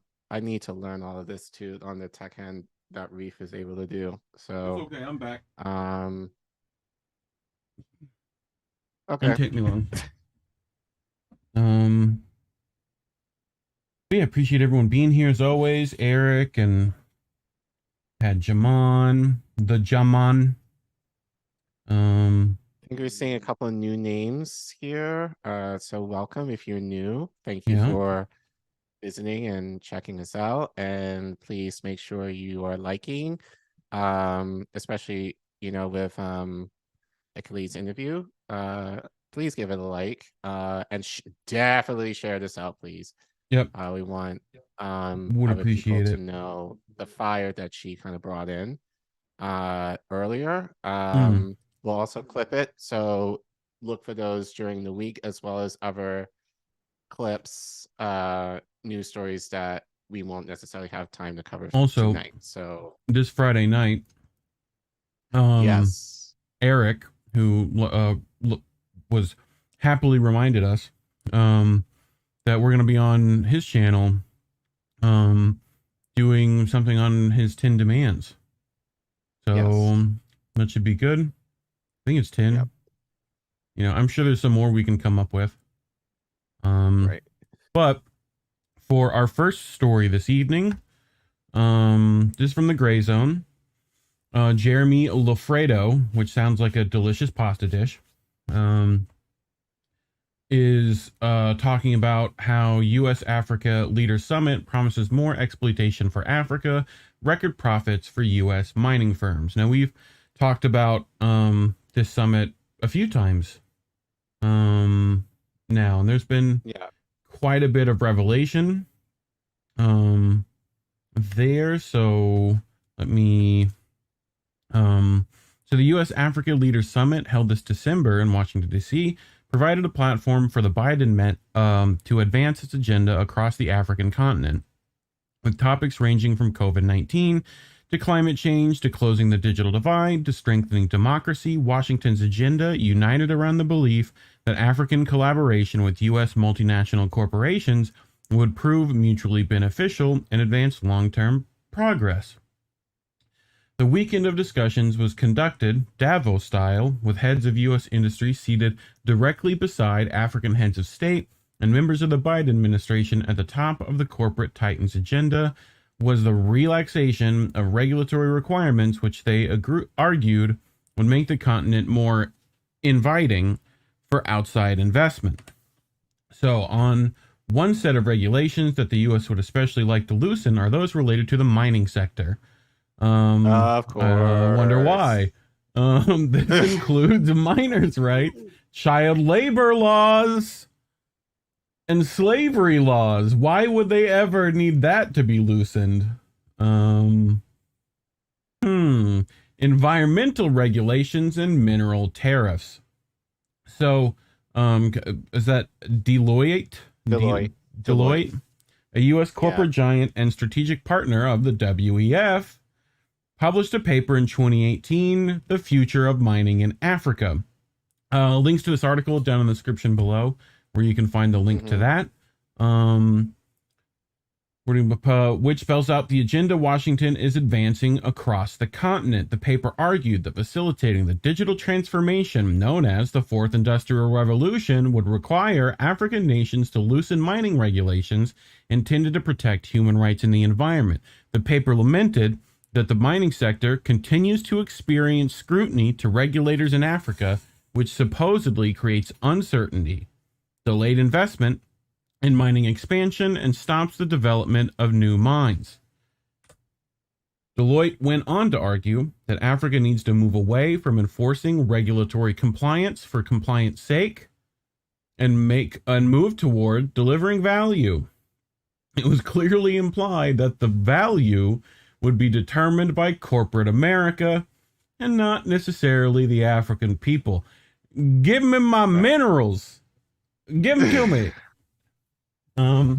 The script put forward by Deloitte helped set the stage for the U.S.-Africa Leaders Summit this December. There, U.S. Secretary of State Anthony Blinken presented a memorandum of understanding to DRC Foreign Minister Christophe Lutundula.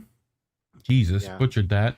And Zambian Foreign Minister Stanley Kakubo. The agreement, according to Blinken, opened the door for U.S. and like-minded investment in the respective countries' vast green mineral wealth, referring to massive deposits of nickel, cobalt, and copper. And what's that last one, Collin? Starts with an L. Copper. L. There's one more. We're talking about lithium. Lithium. Lithium. We've talked about was it? Yeah, we talked about it. Zimbabwe. Zimbabwe. Ban the exports. Yep. That's on our stream with JB. Yep. Look at it. Go check those clips out. So there's Anthony Blinken right there with Felix. Jesus, you try that one. Tshisekedi. Tshisekedi? Tshisekedi. Yeah, something like that. Okay. Tshisekedi. Yeah. Can y'all put like pronunciation? Like, anyway, the DRC produces more than 70% of the world's cobalt. Zambia is the world's 6th largest copper producer, 2nd largest cobalt producer in Africa, Blinken said. Global demand for critical minerals is going to skyrocket over the next decade. Electric vehicles help reduce carbon emissions, and they support the global response to the climate crisis. The Secretary of State continued, draping the plundering of Africa's wealth in friendly green speak. Yeah. And how many of those Africans will be able to afford those cars? Like, I'm going to go with like one of these, like one of those. Right.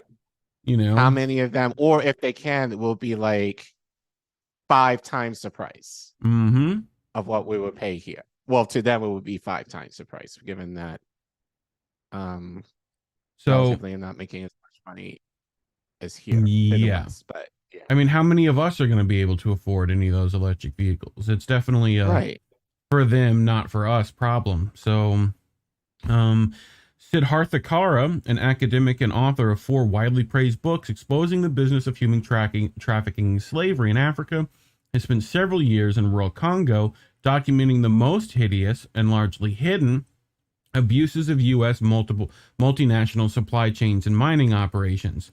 Kara remarked to the Gray Zone that the agreements hashed out at the U.S.-Africa Summit will mean more demand for minerals used in EVs, leading to more exploitation, abuse, and misery for the women, children, and men who scrounge the world's cobalt out of the dirt in the DR Congo. So, Josh Goldman of the Bill Gates-backed cobalt startup in the deal room.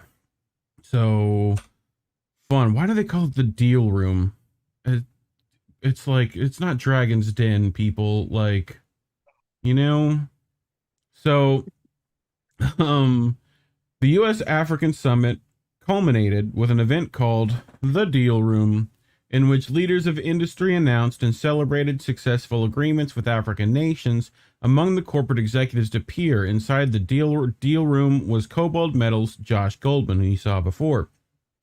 Cobalt Metals is a new tech mining company founded by Bill Gates and backed by Jeffy Bezos and Richard Branson. Could you get a more triumvirate of evil there? Could you, like... Right.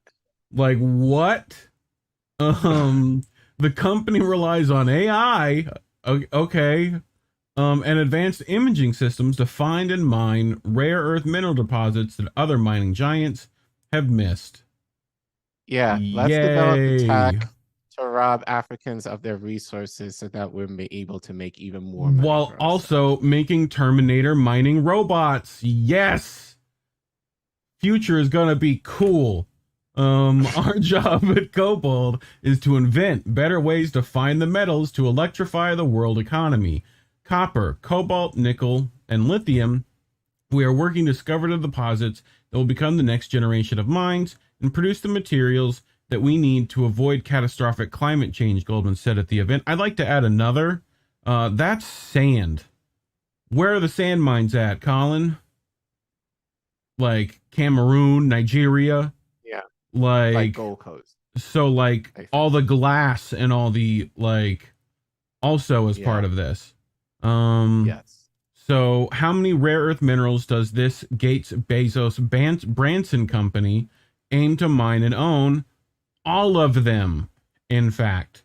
The Cobalt website candidly states that the company aims to secure control over, quote, all of the world's reserves of nickel, cobalt, lithium, and copper. All.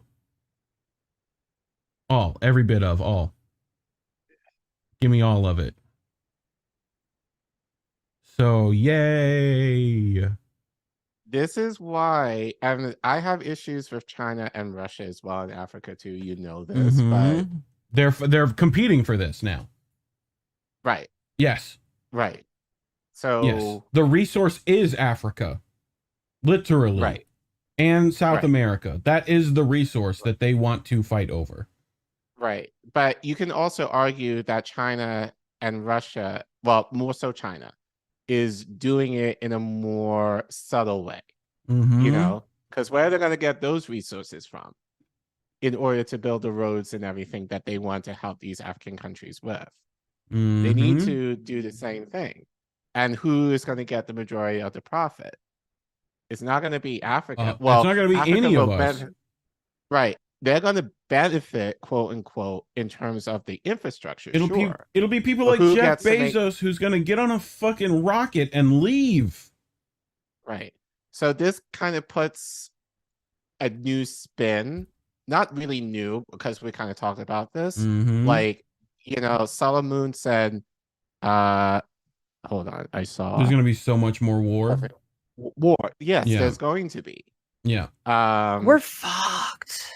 Well, Africa's fucked. Yeah, all of us are fucked. I mean, it's going to affect all of us are fucked, but like more especially Africa, you know, because, you know, and this is kind of partially why I feel like the US is kind of tiptoeing around the idea of going to war with Taiwan, well, China via Taiwan.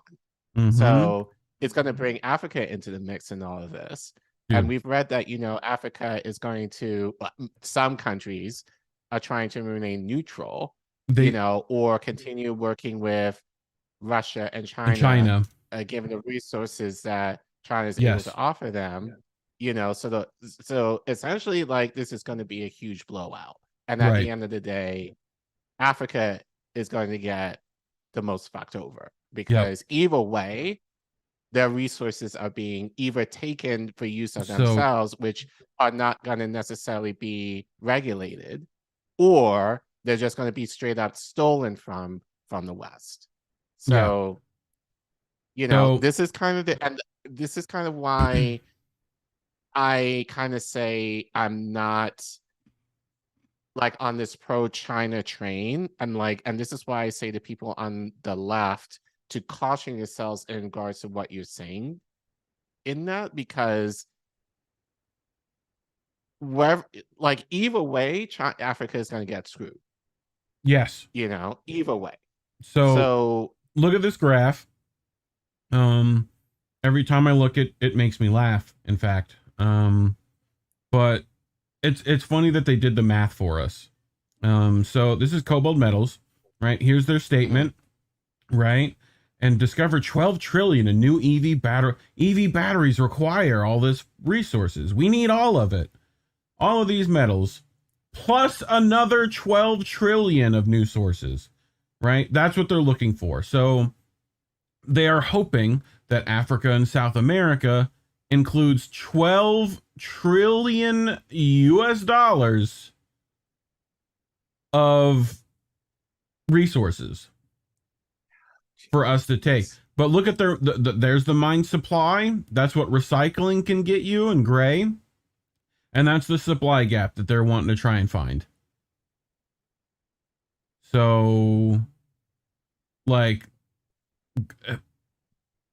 they do realize that, like, the Earth doesn't have this, like, graph shape on its resources. Right. They are finite. Right. So, yeah. Fun stuff. Anyway. Yeah. In the deal room, Cobalt's Goldman announced a new mining project in Zambia. I'm here to announce the largest investment yet in our company's history, an investment to own, Develop and explore. Zambia is a place where the laws support investing and where the government supports our investment with actions that are transparent and fair and fast. So according to the WEF, yes, to them, according to the World Economic Forum, by 2030, U.S. multinational corporations like Microsoft, Amazon, Tesla, and Google will require 17 times more rare earth minerals to power Western consumers' smart devices and electric cars for the coming green revolution. Wait, pause. That just sounds like, go back for a second. That just sounds like an oxymoron.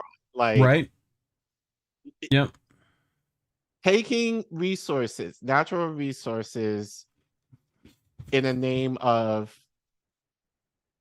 being green. Like, that makes no sense to me. Nope. Right? Isn't that fun? Yeah, isn't that fun?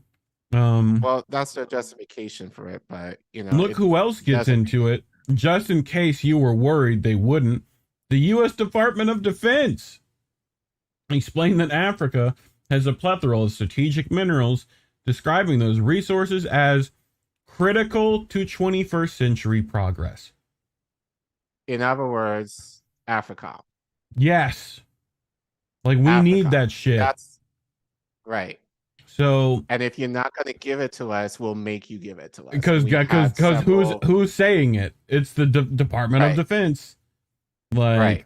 So, again, according to the New York Times, the latest line of electric vehicles rely on a host of minerals and metals, often not abundant in the oil-rich Middle East, which sustained the last energy era. Look how well it went for them.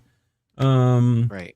These minerals are in other historical targets of rapacious colonialism, Africa. In Siddhartha Kara's view, the growing demand for green batteries is driving a scramble to extract vital metals out of the ground as quickly as possible.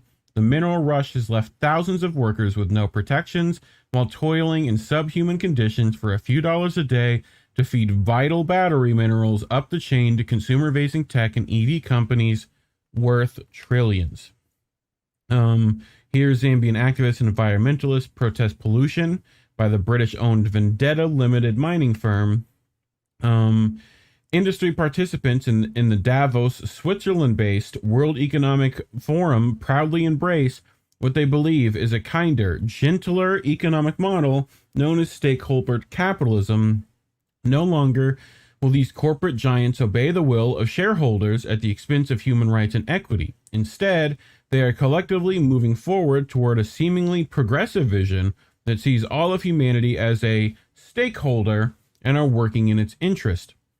The mentality of stakeholder capitalism is clearly reflected in the tech and electric vehicle industry public relations campaign around their supposedly sustainable supply chains. We should have a video in the playlist INN clips. If you look, it was a while ago where we talked about the World Economic Forum rebranding as the Center for Inclusive Capitalism, right? That's exactly what they're talking about here, right? One question. Yeah. And I need some clarification on this, and people in the chat can clarify this for me. Greta Thunberg was at that Davos, forum, yes. right? Yes. Yeah, she spoke. She talked about how millionaires were bad, and then gave word salads. Like, and I know, like, she's been getting, like, people are up in arms based, with the interview that she did with who are they again? Rebel News, and her basically laughing, but like the fact that she was even there in context of this, is sus as fuck. I mean, this is stuff I would ask them. I wouldn't ask them why. Like, they ask questions like, why is it cold here if global warming? It's like that kind of stuff is a little tired and sad, but like otherwise, right? Why isn't she calling this stuff out? That's the thing. Yeah, like, and if she does, it's mealy mouthed, like vague, right? No specifics. So yeah, it just makes me, and I'm sorry, and I'll say this right now. It just makes, not to say she should know everything, but the idea that this has been going on for decades. Yep. So and in 2019, class action, lawsuit filed on behalf of Congolese miners shatters the industry's rhetoric about ethical operations. The suit alleged that Alphabet, Apple, Dell, Microsoft, and Tesla are aiding and abetting the cruel and brutal use of young children to mine cobalt. However, the complex nature of the tech industry's raw mineral supply chains, which change hands dozens of times between a wide array of unofficial and official groups, has made it practically impossible to pinpoint the origin of cobalt minerals. It was this deliberate, opaque process that enabled the tech giants to dodge the Congolese miners' lawsuit. Apple, for its part, has released an official 20-page document promising that the company's supply chain has been certified ethical by a third-party supply chain investigator. So, this is that some of those protesters going against Vendetta there as part of that. So Carr, the researcher of slavery in the African mining industry, dismissed claims like those by Apple as little more than optics and marketing campaigns that rarely, if ever, touch the bottom of corporate supply chains. The assumption is, if we say we are ensuring dignity and sustainability all the way down our supply chains, people will believe us and business can carry on as usual. The truth is that there is a global subclass of humanity in appalling conditions at the bottom of our global economic order in the mining sector. So with the demands for materials for EV batteries set to increase by 87,000%, according to a 2020 study by Sussex University, the mining industry will be compelled to continually exploit new areas of the developing world and new populations to keep pace. And just as the U.S. waged regime change wars and conducted long-term military operations across the Middle East to secure control over the fossil fuel energy sources, Western consumers demanded similarly coercive tactics could supplement memorandum like the one the U.S. signed at its recent summit with Zambia and the DRC. What do you think, Care Bear?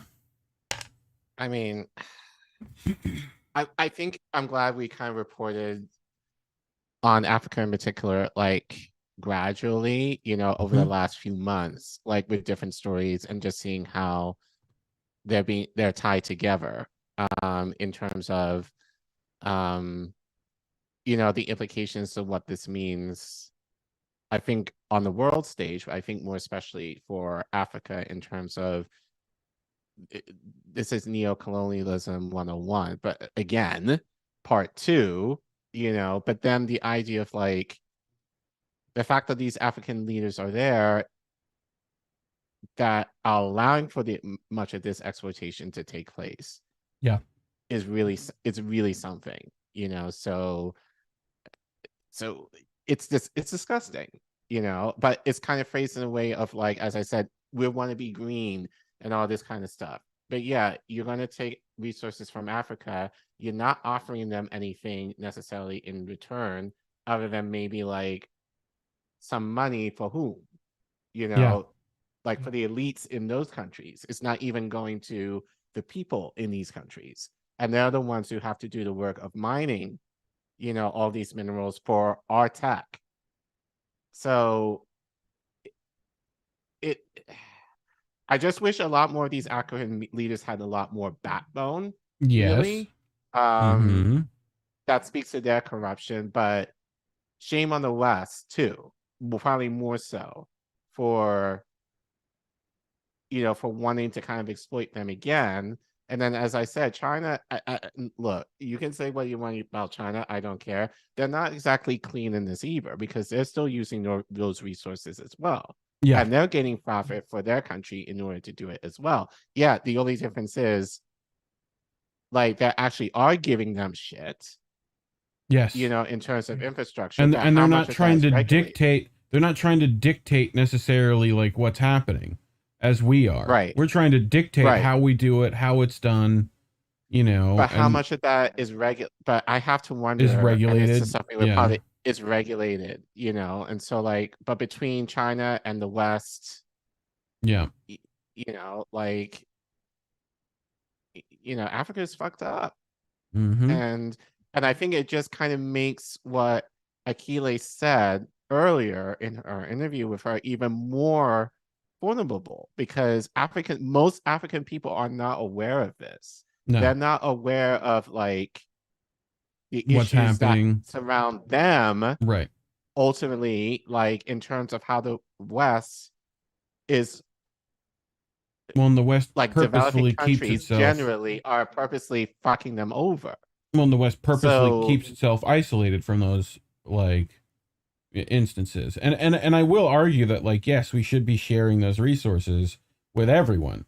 Having said that, it's not our resources to dictate where that goes, what to do with it, how it's spent, and if we're wanting to share, maybe we should ask nicely. May we please have, like, speaking of, you have a story. I do. I know this is kind of a hot topic, but I definitely wanted to kind of bring, hold on one second. Let me just see if it catches up. It went the wrong way. Go the other way. There you go. There we go. PowerPoint, learn to drive. No, literally. So behind the scenes, literally, like when I use the remote, it goes backwards for me. Like if I'm not using it. So and then it like goes forward on the next. It's weird. Anyway. But I did want to talk about Kshama, and I think again with Akilé being here, it kind of gives a lot more context in terms of why she's doing what she's doing. Mm-hmm. And to me, it makes it even more admirable what she's doing. Because there are a lot of people online who are basically being like, oh, like we're losing. Yeah, you're losing. So basically the story is she's stepping down from city running council for in office. Seattle. Well, that in the normal world is what you do.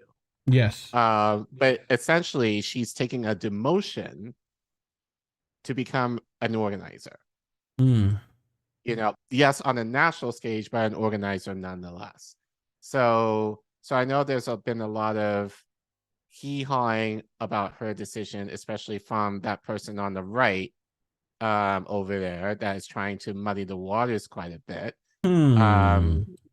But we are going to talk about Kshama a little bit, but kind of talk about a little bit more about her a little in depth in terms of what she has done and just her personality overall, just to kind of give some context as to who she is, because I don't think we know about her, but probably not so much for people who just have a very surface level view of Kshama, but kind of giving some context to her.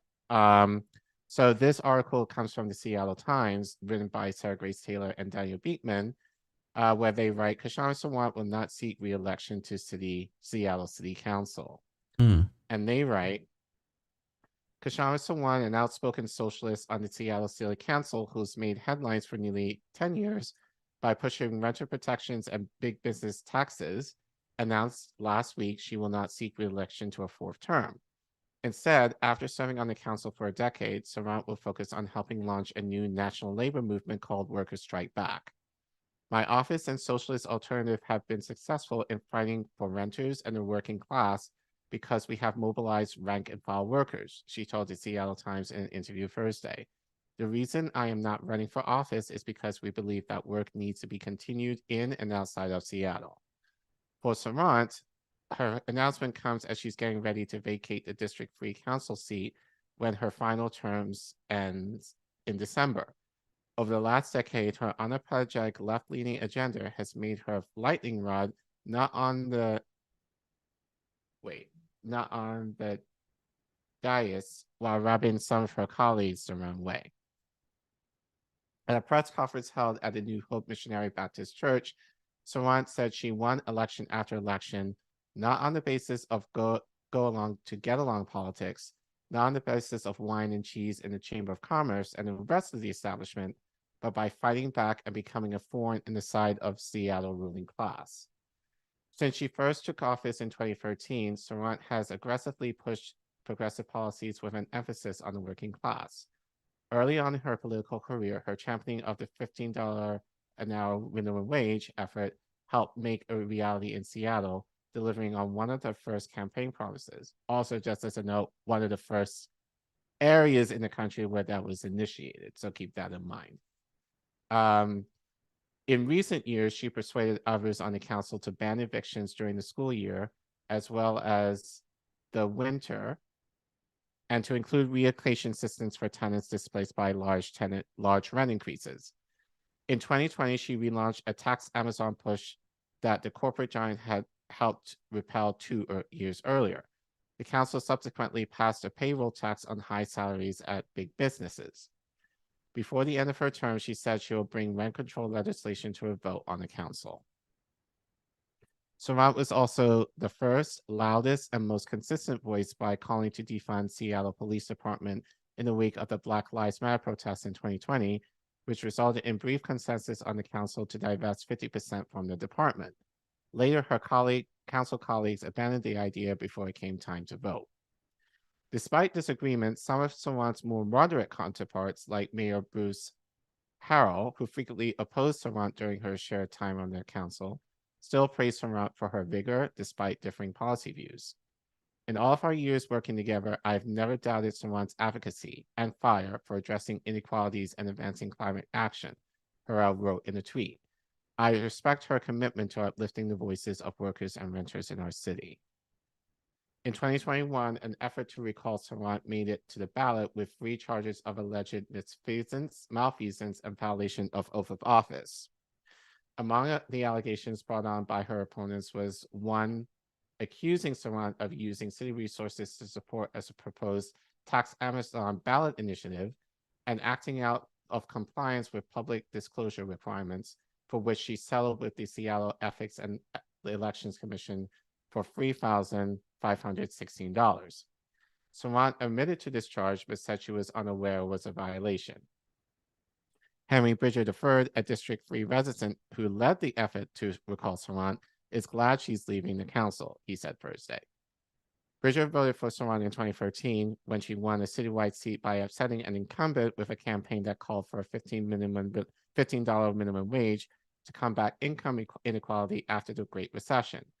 But he became disillusioned when the council moved to district representation, saying she ignored what was going on in her own district, including drugs and homelessness. But Sawant prevailed, starving off the recall by roughly 300 votes. She said such efforts and subsequent harassment, like a rash of vandalism on her property in 2022, did not contribute to her decision to leave office and are on par for the course given her influence. There's no universe where you can do what we have done, which is win historic victories and stand up for the working class and not get in crosshairs of the ruling class, Sawant said in an interview late Thursday. They wouldn't be mad if I was not effective, she added. In fact, Sawant calls criticism from others in politics and businesses a badge of honor and only worries that the policy conversations she had driven will fade when she leaves.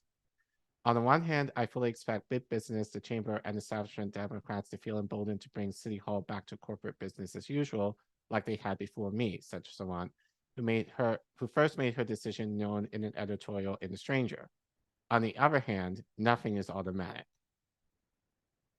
Former council member Nick Licata, who served with Sawant from 2014 to 2015, and who was the progressive outlier on the council before she joined, said the job can be exhausting, so she's not surprised that Sawant and several other council members are calling it quits.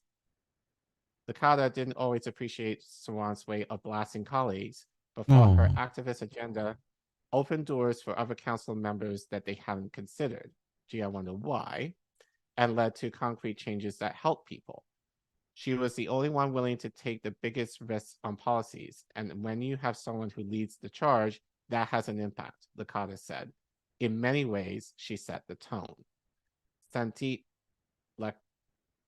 Kashi, I guess, a political consultant to mayors with whom Sawant clashed, Ed Murray and Jenny Durkin, said the socialist media savvy and ability to galvanize younger voters helped her push the council and Seattle politics to the left.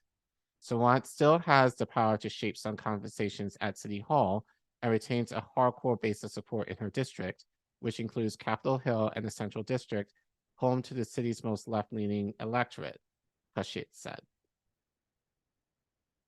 But Sawant's uncompromising style, voting every year against what she describes as business-as-usual budgets, and the criticism of colleagues have over the years eroded her popularity somewhat and isolated her on the council, he said. After leaving her seat, Sawant says she will continue to further her work in stoking Seattle's youth and working class and will aim to bring her influence to a national scale. Launching in March, her new campaign, Worker Strikes Back, will seek pay raises, affordable housing, union jobs, and other protections for the working class. According to its website, Worker Strike Back is being formed by Sawant and Socialist Alternative in response to a wave of workers fighting to unionize at Amazon, Starbucks, and workplaces everywhere, the movement to defend abortion rights in the US, the Enough is Enough working class campaign in the UK, and the ongoing struggles of workers and young people to stop climate catastrophe and fight for a different kind of society. Asked if she would consider running for a different office down the road, Sawant said she can't rule it out, but will prioritize the will of Socialist Alternative. Always the guiding principle will be what is the best way of using our time and resources to fight for working people, she said. Okay. Any thoughts? Not much. I mean, I appreciate she's leaving the electoral route behind and moving towards other things. I'm not necessarily sure what those other things are yet. You know, I know I've heard her talk on the subject, but yeah, and you know, I know she was on Savvy's show last week to kind of talk more about what that is. And in the chat, Eric, it said he thinks she's going to go on Jimmy Dore show. Jimmy Dore show, yeah. If she does, that's wonderful. Get her a bigger platform to kind of talk about what she's doing. I know, like, there's been some critique of her for two things. One, that she's actually leaving city council to do this, which makes sense, given that's not typical of a lot of people. Like, you use city council in the as a stepping stone for larger office, usually. So the fact she's not doing that is kind of like, oh, like, why would she do this?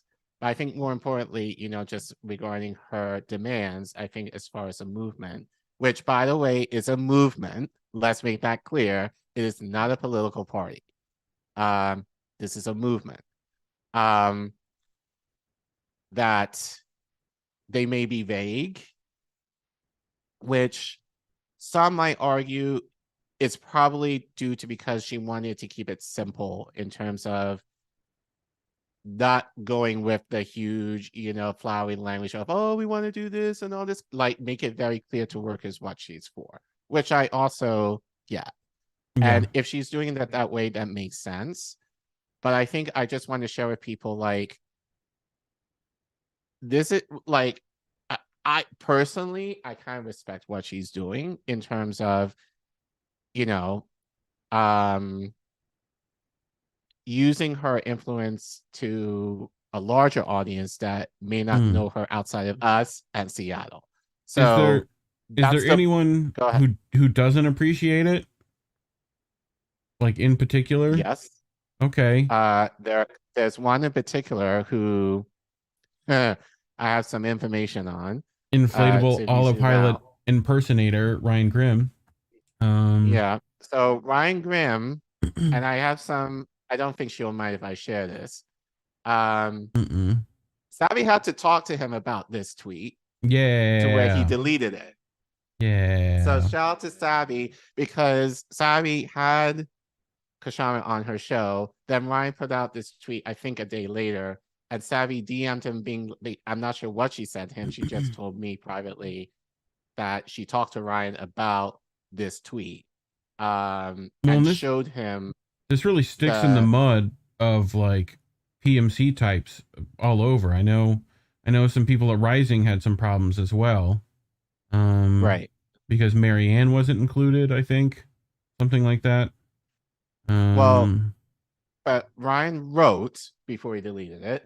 The People's Party launched in 2017, urging people to stop giving small dollar donations to progressive Democrats and instead give them to the People's Party and its affiliated podcasters.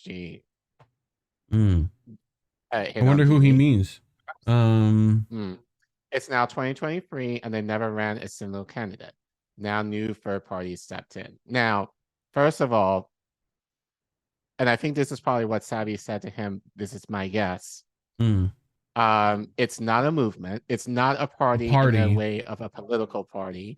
Yeah. And the idea of an MPP is to run candidates. True. Based on the article that we just read, does it give any indication that Kshama is looking to do that with Workers Strike Back? No.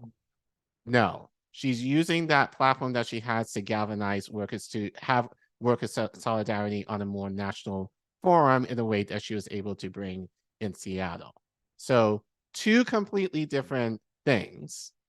But Ryan Grin tried to smear her by making that association, oh, this is another grift, that this is another politician that is trying to make money, because out of this, she's also developing a podcast as well. But, you know, as I said, Sabby talked to him that he deleted that tweet. But he did. He couldn't help himself. So he tweeted this out. Kshama announces she won't run for the election and then will instead work to organize a workers' movement and political party. Right, now he's speculating. He's speculating and launching a show called On Strike. You know. So down at the bottom is what Kshama said in terms of why she's doing this. We're not going to read that. Okay. But on the next slide, hold on.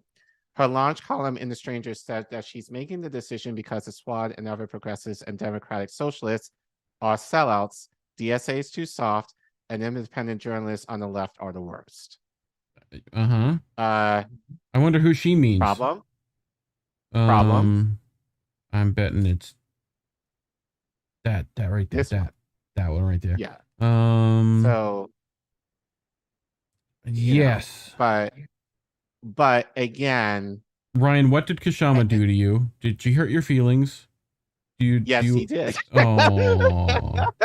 Oh, it's okay. Your hair's okay. Your hair's okay. No, it looks good. Your hair's fine. No, but you know, I just feel I think this is just a petty thing that he has in the way that Kshama basically burned his ass on many things. The show that she did on Brianna the Bad Fate, that episode which we all watched. Yeah. That he basically looked like an ass. Yes. But trying to make the association that Kshama is a grifter and all this kind of stuff. You know, when the Squad was supposed to be the ones that should be doing this. You know, Eric says Kshama's hurt the feelings of Grim. Yeah. So in a sense, this is a good thing. The fact that Ryan is bothered by Kshama, has been bothered by her so much that he's willing to kind of tweet this out to muddy the waters. And there were people online who kind of were going along with him, you know, that, you know, like, so he's doing his job, like putting doubt in people's minds of whether Kshama is doing the right thing.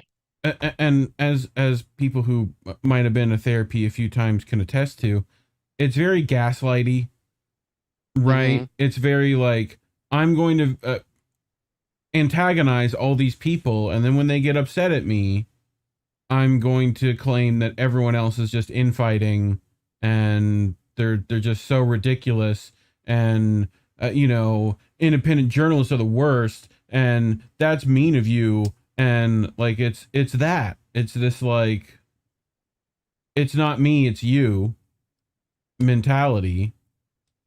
I don't know. It's very manipulative and PMCE. Little brother Greg, in the chat, he says, right now it's just a movement, but there are intentions to do a party style type of thing. Maybe. which fine. Yeah. But here's the thing. I don't mind doing it this way. And I've made the argument that what MPP should have done is work on a local level first, build that movement up from there to elevate it to a higher level of candidates on the national stage. What they wanted to do was shoot for the moon and start bringing candidates on right from the jump. Yeah. And as of now, we don't have any from MPP. Right. Kshama Sawant has a proven track record of getting progressive policies in her district. Right. That I think her take is that she's able to elevate that on a national level, or at least bring these ideas to a forefront to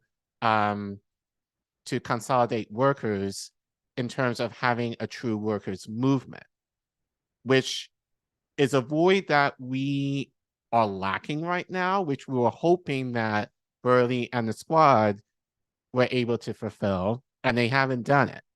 So, but I wanted to bring this up because I reported on this last week. So if you zoom out, just last week I talked about this story, which kind of went under the radar, kind of typical, but I just need to pull it up from my notes. But the Supreme Court is beginning to hear oral arguments in the Glacier Northwest versus International Brotherhood of Teamsters Local Union number 174, which basically is stating, that the Supreme Court can gut striking as a direct action tool. Yeah. And this is what C.S. Lewis asked. This was part of an interview to Brohenhammer when I read it. And I think this is very important as to why Kshama is doing it. Yeah. So he asked, it seems likely that Labor could face tough rulings from the courts. What does a hostile judiciary mean for Labor's strategy moving forward? Okay. Response, Labor could go any number of directions in how they respond. It could have the effect that Labor gets very cautious. Unions could start to decide that this is a time they shouldn't have any major actions and strikes, and they should back off filing massive unfair labor practice cases, and instead, very much like the early years of Reagan came to office, unions kind of back off and become afraid of the strike. On the other side would be unions saying, we know that this is political, and if we, in response to their decisions, create more chaos in the economy, strike more, engage in community campaigns, and get the public rally about this, then the judiciary may start to feel the pressure, or the executive branch will put pressure on the judiciary. Yeah.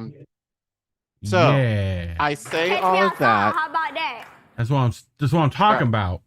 But I wanted to bring this up for that reason. Because right now, we don't have a movement where people are willing to strike. We came very close with the railroad workers, but so far they haven't really done much of anything of that as of now. No. I'm having hope that they will, but I don't think it's very likely given. Supposedly I hear in what, 2029 now, ALU is going to general strike, 2030, 2050. Right. So and I think one is okay to be cautious in this. Absolutely. I think that's very valid in what Kshama is doing. But I think instead of being like, oh, she's a grifter, she's doing this and doing that, like, engage with her. Like, be a part of the conversation in terms of her demands. What would that look like? How they can be added onto it. How can you actually help? How can you actually help? Yeah, don't just be adversarial to be adversarial. Right. Because right now, we're in a position where we're going to lose Labor's going to lose any leverage if the Supreme Court has their way. Yeah. And so right now, we need somebody. And I think, to me, it's like, best time for Kshama to do this. And again, the fact this is a demotion for her in a lot of ways. She doesn't have to do this. No. But the fact that she's willing to put herself on the line, and again, you could look at her track record to see what she's been able to do. That should give you a little bit more confidence to know that she's doing something that she believes in. And again, and I appreciated, what she said on Tabby's show. It's not about me, it's about we. She's always gone back to, I don't do anything without the support and checking in with Socialist Alternative. You heard that from Akilé earlier. She didn't do anything without the support and basically the blessing of the Uhuru movement. That's what is needed right now in terms of having all these, I don't want to say in this way because it sounds kind of mean, but mascots. Yes. Who are, you say mascots, who are kind of running a lot of labor unions on their own intuition as the figureheads of them, like making their own decisions. And there's no accountability as to what are you for? Like, what are your demands? Like, what are your principles that are guiding your work? Like, who are the other people who are supporting you in terms of your work? Like Kshama has always said, I don't move and do anything without the connection and the collaboration with social. That's always been her North Star. And so like, that should give people more confidence to hear that she's not going into this on her own. That instead of kind of bad-mouthing her and being engaging like Ryan chose to do, Ryan, maybe talk to her about it and have her on and have it maybe explain it to you more in depth. Like first. Before you go off and kind of say, oh, she's being like MPP and all this bullshit. Which like where you pulled that out of a hat. Anyway, speaking of movements, I have my story this evening, which has some sadness, unfortunately. So movement to stop Atlanta's Cop City calls for support after police kill forest defender. So Atlanta activists are calling for an independent investigation in solidarity after police killed an indigenous land defender in a heavily armored raid. You see much about this, Collin? I know some stuff happened. I know a little bit, but I don't know too much of it, to be honest with you. So okay, well, we'll get into it. I learned with at least 19 defend the Atlanta forest and stop Cop City activists occupying Weelaunee People's Park in Atlanta, Georgia, were arrested during a police raid on January 18th. Though police have claimed they were conducting a regular operation. The activist stated that it was in fact a heavily armed raid. Dozens of DeKalb police, Atlanta police, and Georgia State police destroyed the forest around the tree defenders' camp, cut down trees and tree houses in attempts to remove protesters, and used tear gas and rubber bullets to extract the forest defenders. Activists were charged with domestic terrorism and criminal trespass. One indigenous land defender named Manuel Terran, also known as Tortuguita, was shot and killed by police during a raid of the park. Terran was a trained medic who ran a mutual aid group, was a member of Tallahassee's Food Not Bombs, and organized disaster relief efforts for low-income families in Florida whose homes have been damaged by hurricanes. So here is Manuel, just in case, people should remember the face and name, I imagine. But we have a little bit of a video from Alive 11, which is a local over in Atlanta, to kind of enlighten us on what's been happening. Future home of the Atlanta Police and Fire Training Center has been cleared out. Earlier today, a large group of protesters gathered at the center nicknamed Cop City. 11 Alive Sky Tracker flew over the area earlier today. GBI tells us that they were one of many agencies helping to clear the area. Protesters have had semi-permanent encampments in the area for about a year. They are against the center being built on historical ground, saying it would destroy one of the largest preserved forest areas in the city. Earlier this year, city officials said that they had hoped to start construction by the end of 2022, though it is unclear to what extent the protest movement has delayed that. So that's where it stood. So we'll continue a little bit. No. Go next thing, please. Thank you. Forest defenders have occupied the Wulani, also called the South River Forest, since June of 2022, after the $90 million police training project dubbed Cop City moved forward despite community opposition at city council meetings and community engagement sessions, such as workshops, potlucks, and letter writing gatherings. Cop City would entail the destruction of over 100 acres of forest to build the largest police training facility of its kind in a state that, if every U.S. state was a country, would have the fourth largest rate of incarceration in the world. Welcome to Georgia.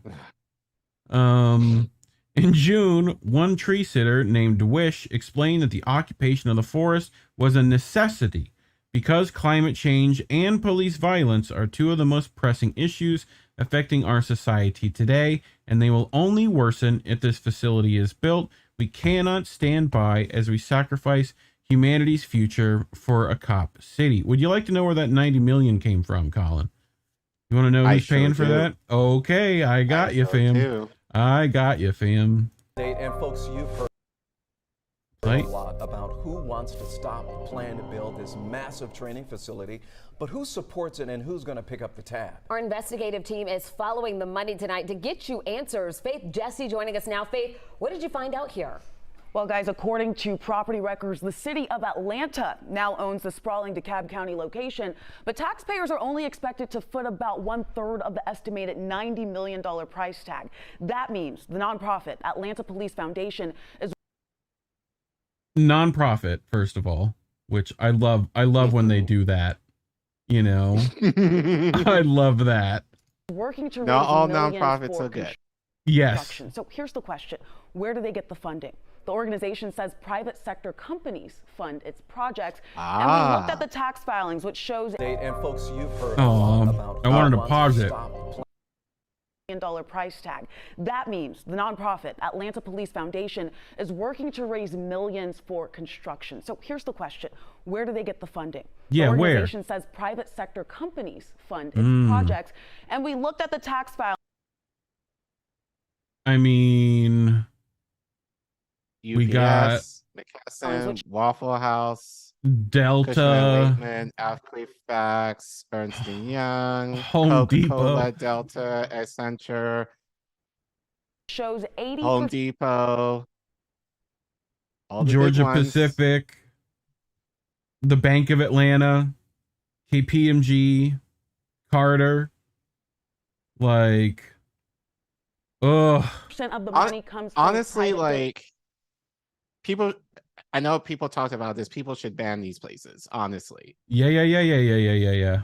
Nations. It's boycott filled these with places. executives from nearly all of Atlanta's big name companies. Let's take a look at some of them. Waffle House, you see Equifax, Wells Fargo, the Home Depot, Delta, just to name a few. It reads like a who's who of corporate Atlanta, right? Public tax records do lag behind, so it's not yet clear exactly how much money is.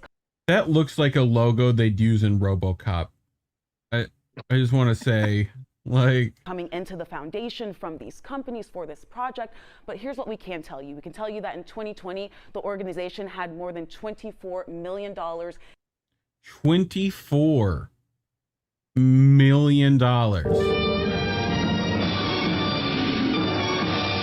Like, just for 2020. Right. And assets and liabilities. So this is what we do know right now. We're continuing to follow the money for you, digging through the documents to find out just how much these major companies are contributing to this project. All right. Yeah. Well, it doesn't matter. It doesn't matter how much. Mm-hmm. What matters is that they have. Yes. Yep. So essentially, they're building like a cop stadium. Yeah. That's what it is. Yeah. This is what it reminds me of. You're building a cop training station. Yeah, it's like a beaches resort, but for cops. Right. What do you think? What do you think they do? Like in Mai Tais and then beatings? Like, is that what it is? You know? No, but I can imagine laser that tag. kind of money.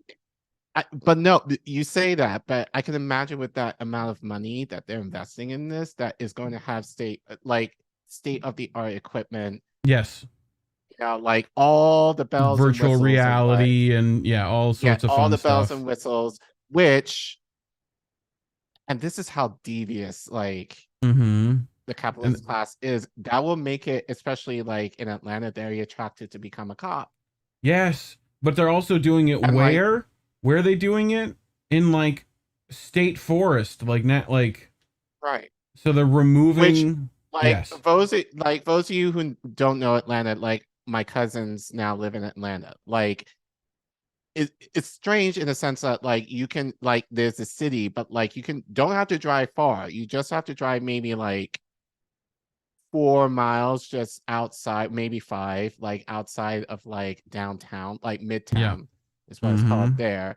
And it's basically forest. Yes. Like it's still Atlanta. Yeah, it's like outside my house. Like, yeah. Like, but it's basically all forest. Like my cousin used to live right near where Tyler Perry Studios is located, which is basically all forest, basically. You mean he got the SEMA, do you?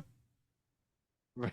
So just to give you a context, if you haven't been to Atlanta, what it's like, but it's like pretty much once you go outside Midtown, downtown area, drive out not far, like maybe 20 minutes out off the highway, it's suburb, it's still part of Atlanta, but it's pretty much like forest.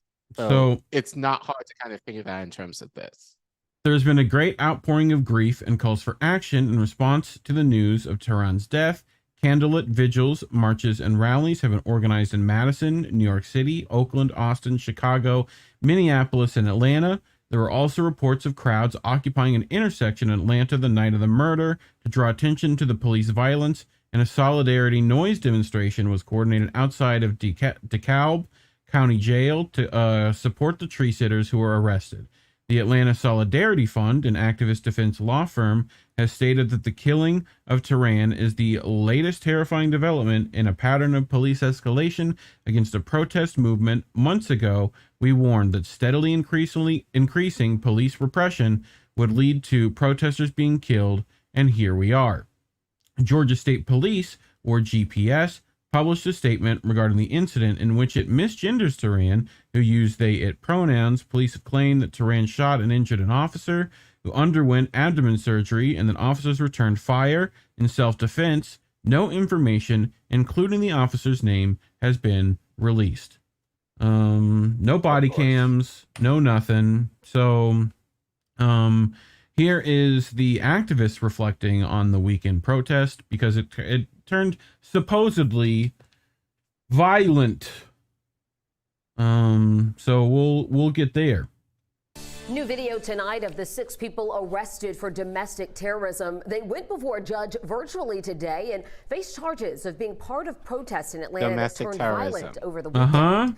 It is all related to unrest over the planned construction of a new public safety training academy southeast of the city of Atlanta limits. 11 Alive's Doug Richards has more on what happened today.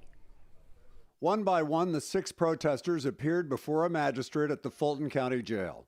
All had been charged with domestic terrorism, arrested after protest marches crossed through downtown Saturday.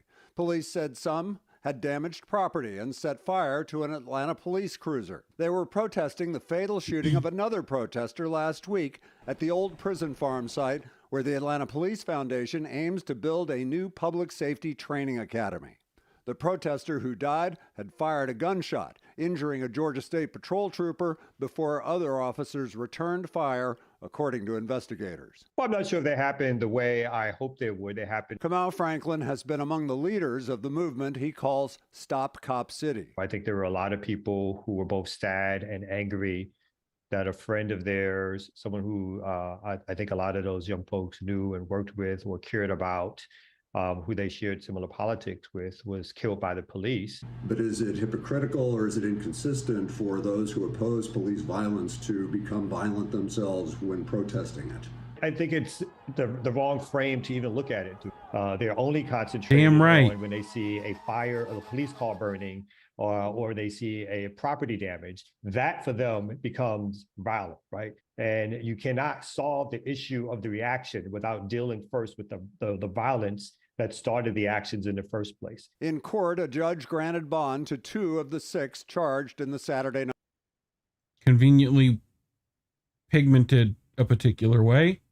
Protest. Police have identified 5 of the 6 as from outside of Georgia. 7 other people arrested at the training site last week were also from out of state, which is just fine with Franklin. A great deal of the people, if not the vast majority, are people from Atlanta and the surrounding areas of Atlanta. But we welcome people who come from outside. We think calling people outsiders or outside agitators is the language of, to be quite frank, racial segregationists, right? That's where that language was picked up from. Historically, Franklin isn't wrong. Politically and legally. Damn, okay. 11 Alive. Okay. Is whether the already delayed Atlanta Public Safety Training Center project can get off the ground with so much ongoing fiery backlash. Doug Richards, 11 Alive News. And right now. Nice, Doug. Good for you for saying he's not wrong. Good for you. Good for you with your Cronkite glasses on and everything. I'm doing it. New video tonight. No, we don't have to listen to that again. No, thank you. So, activists have voiced the police narratives on the murder of Tehran have changed drastically since the raid.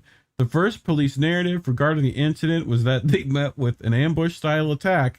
The story then changed to the police being approached by Tehran individually, and then again to officers approaching a tent before being shot at. On the ground, sources, however, have reported that they heard 12 continuous rapid-fire shots, not an exchange of gunfire. Additionally, those who knew Tehran have emphasized that the forest defender was adamantly committed to nonviolent resistance.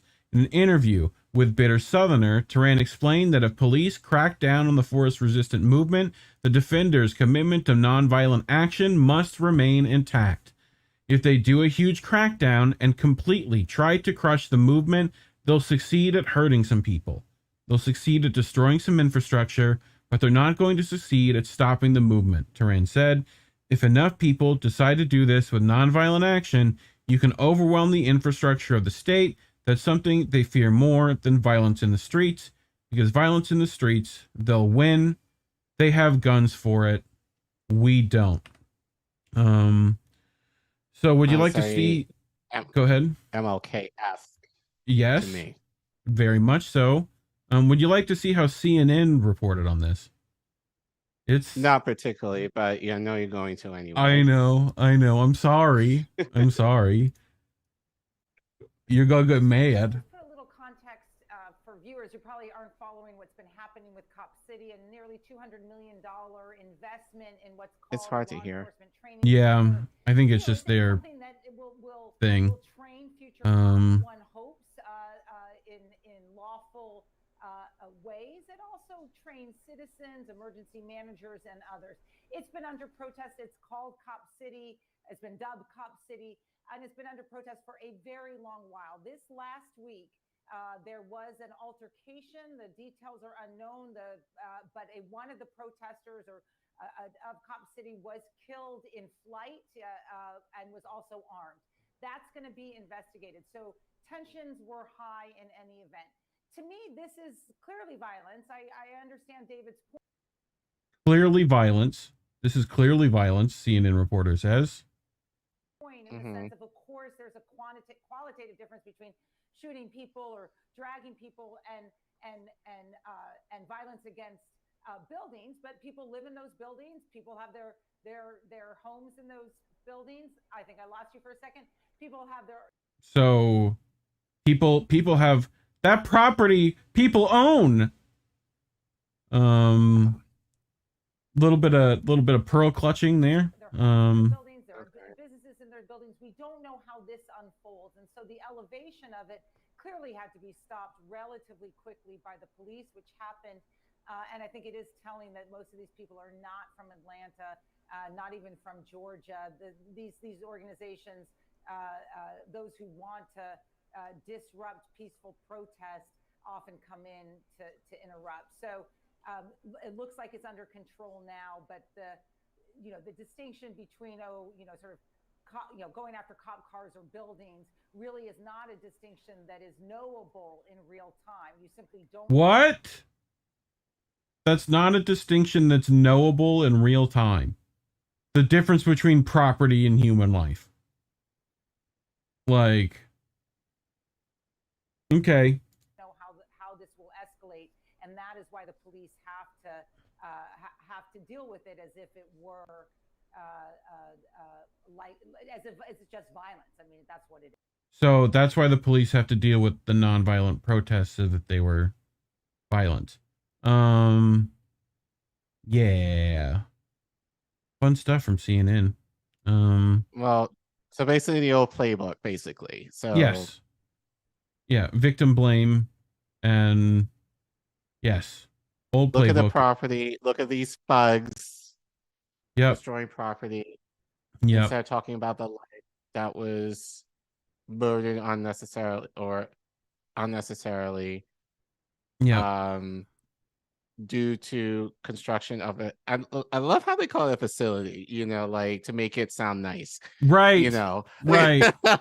Right. Not like vacation destination for racists. No, it's a cop training stadium. Yes. It's like, that's what I'm calling it. A cop training stadium. Yep. Because it does sound ridiculous. Yes. Yeah. So the Atlanta Solidarity Fund has stated that GSP's story is suspect, as they have released few details, and the movement's attorney are concerned a police cover-up could be underway. They are preparing to file a wrongful death suit against the GPS for the killing of Tehran. Activists stress that no gun was recovered from the scene and that there is no police body cam footage of the incident, leading them to believe that the officer's injury may have been caused by friendly fire. Motherfucker, pig behind you shot you. Like, anyway, the Georgia Bureau of Investigation, a division of the same organization that houses the Georgia State Police, is conducting an investigation into the death of Tehran. In a press release published by the Atlanta Community Press Collective, Defund the Atlanta Forest and Stop Cop City activists have called for an independent investigation of Tehran's murder and have asked legal observers and journalists to accurately document the violent tactics used by the police against the forest defenders. Defund the Atlanta Forest has called on the community to donate to the Atlanta Solidarity Fund, link in that description below if people want to go there, to support legal costs for arrested protesters, demand that investors in Cop City divest from the project, and that builders drop their construction contracts. They have also asked organizers to coordinate political solidarity bail funds, forest defense funds, and forest defense committees across the country. The struggle that is playing out in Atlanta is a contest for the future. The statement reads, "It will determine whether those who come after us inherit an inhabitable earth or a police state nightmare. The forest defenders are trying to create a better world for all of us. We owe it to the people of Atlanta and to future generations everywhere to support them." So, yeah. Thoughts? I mean, it sucks. I mean, yeah, it does. That's like all the worst stories like jammed into itself. And of course, this is in regards to the police. And yes. And some guy got spooked because a balloon was popped, and like now someone's curious. Do you know? Because you know the story better than me. Like, have they done his autopsy yet? Because where he shot will determine the cop in part what happened. Yeah. I think it was like he was shot in the stomach, but I don't necessarily know. Like, I think the article said that, but I don't think they've determined like direction of bullet travel. And who would investigate that, Collin? the police. Yeah. So like, I don't know, if you're like one of those like Hardy Boy detectives and you're in Atlanta, like maybe do some own detectivizing, you know? Like if Scooby-Doo and the gang could get out there and like do something, I don't know. I'd start stringing red strings up out there myself. But yeah, this story is like awful. You know. You know, it just, the idea of the police state is getting bigger. And as I said with this facility, it makes it like, it's like a college. That's what it sounds like to me. Yeah. It makes it more attractive, especially if I'm imagining that it's going to have the best tech, it's going to have the best equipment that will attract people with that mindset to be like, ooh, I want to be a cop, which is very long aligned with, again, Biden. Right. Let's call this out. You know, because people forget that he actually, with his crime bill, incentivized states to build facilities, well, prisons, but I'm sure police facilities too, in order for states to get money. So this is just kind of more of a continuation of that now in 2023 versus the 90s. And, you know, so this is like what the squad indirectly voted for. So just thinking of the larger implications of that. And actually, come to think of it, has the squad said anything about this? Not that I've Probably seen. to my people in the chat, you can tell me if I'm not, but I haven't heard anything from them from this. No. Like, and as a Tallahassee boy myself, like this I might reach out to his organization, Manuel's, to see if they want, you know, any help or statements. Food Not Bombs is I've seen them around Tally. They do some good stuff. So, but real quick, Friday, me and Collin are gonna be on Eric the Red's channel.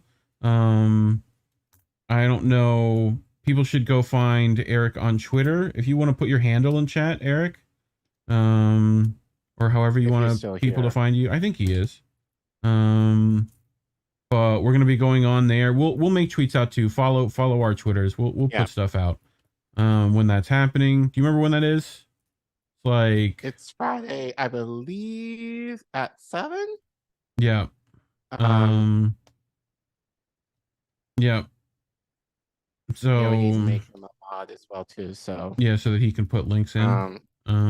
Yeah. But so Eric T. Red on Twitter. On Twitter. Yep. Perfect. Indy probably can wrench him while he's there. Indy knows how to do that.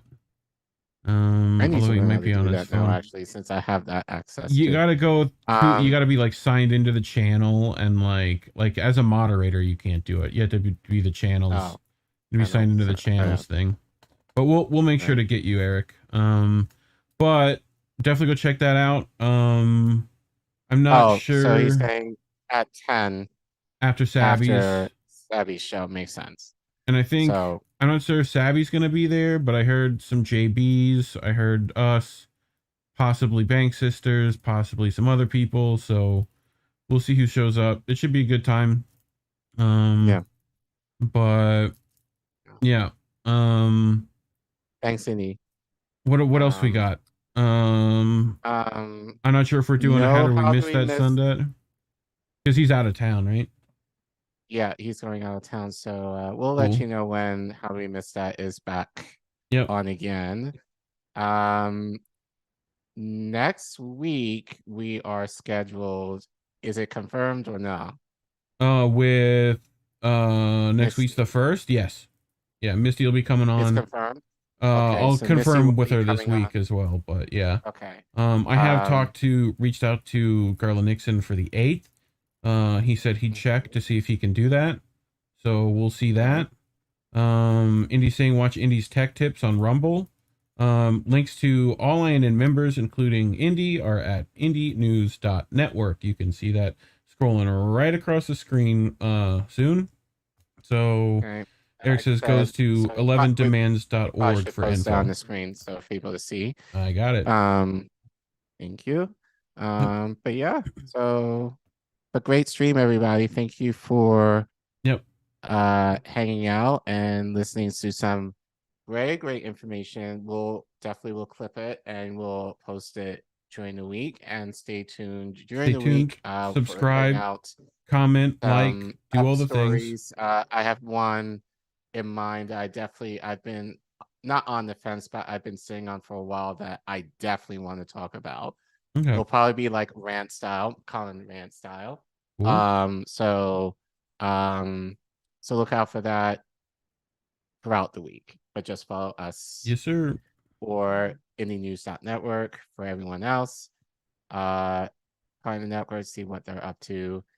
And yeah, thank you guys for being on. Great show, people. As always, labels are bad. Stay independent.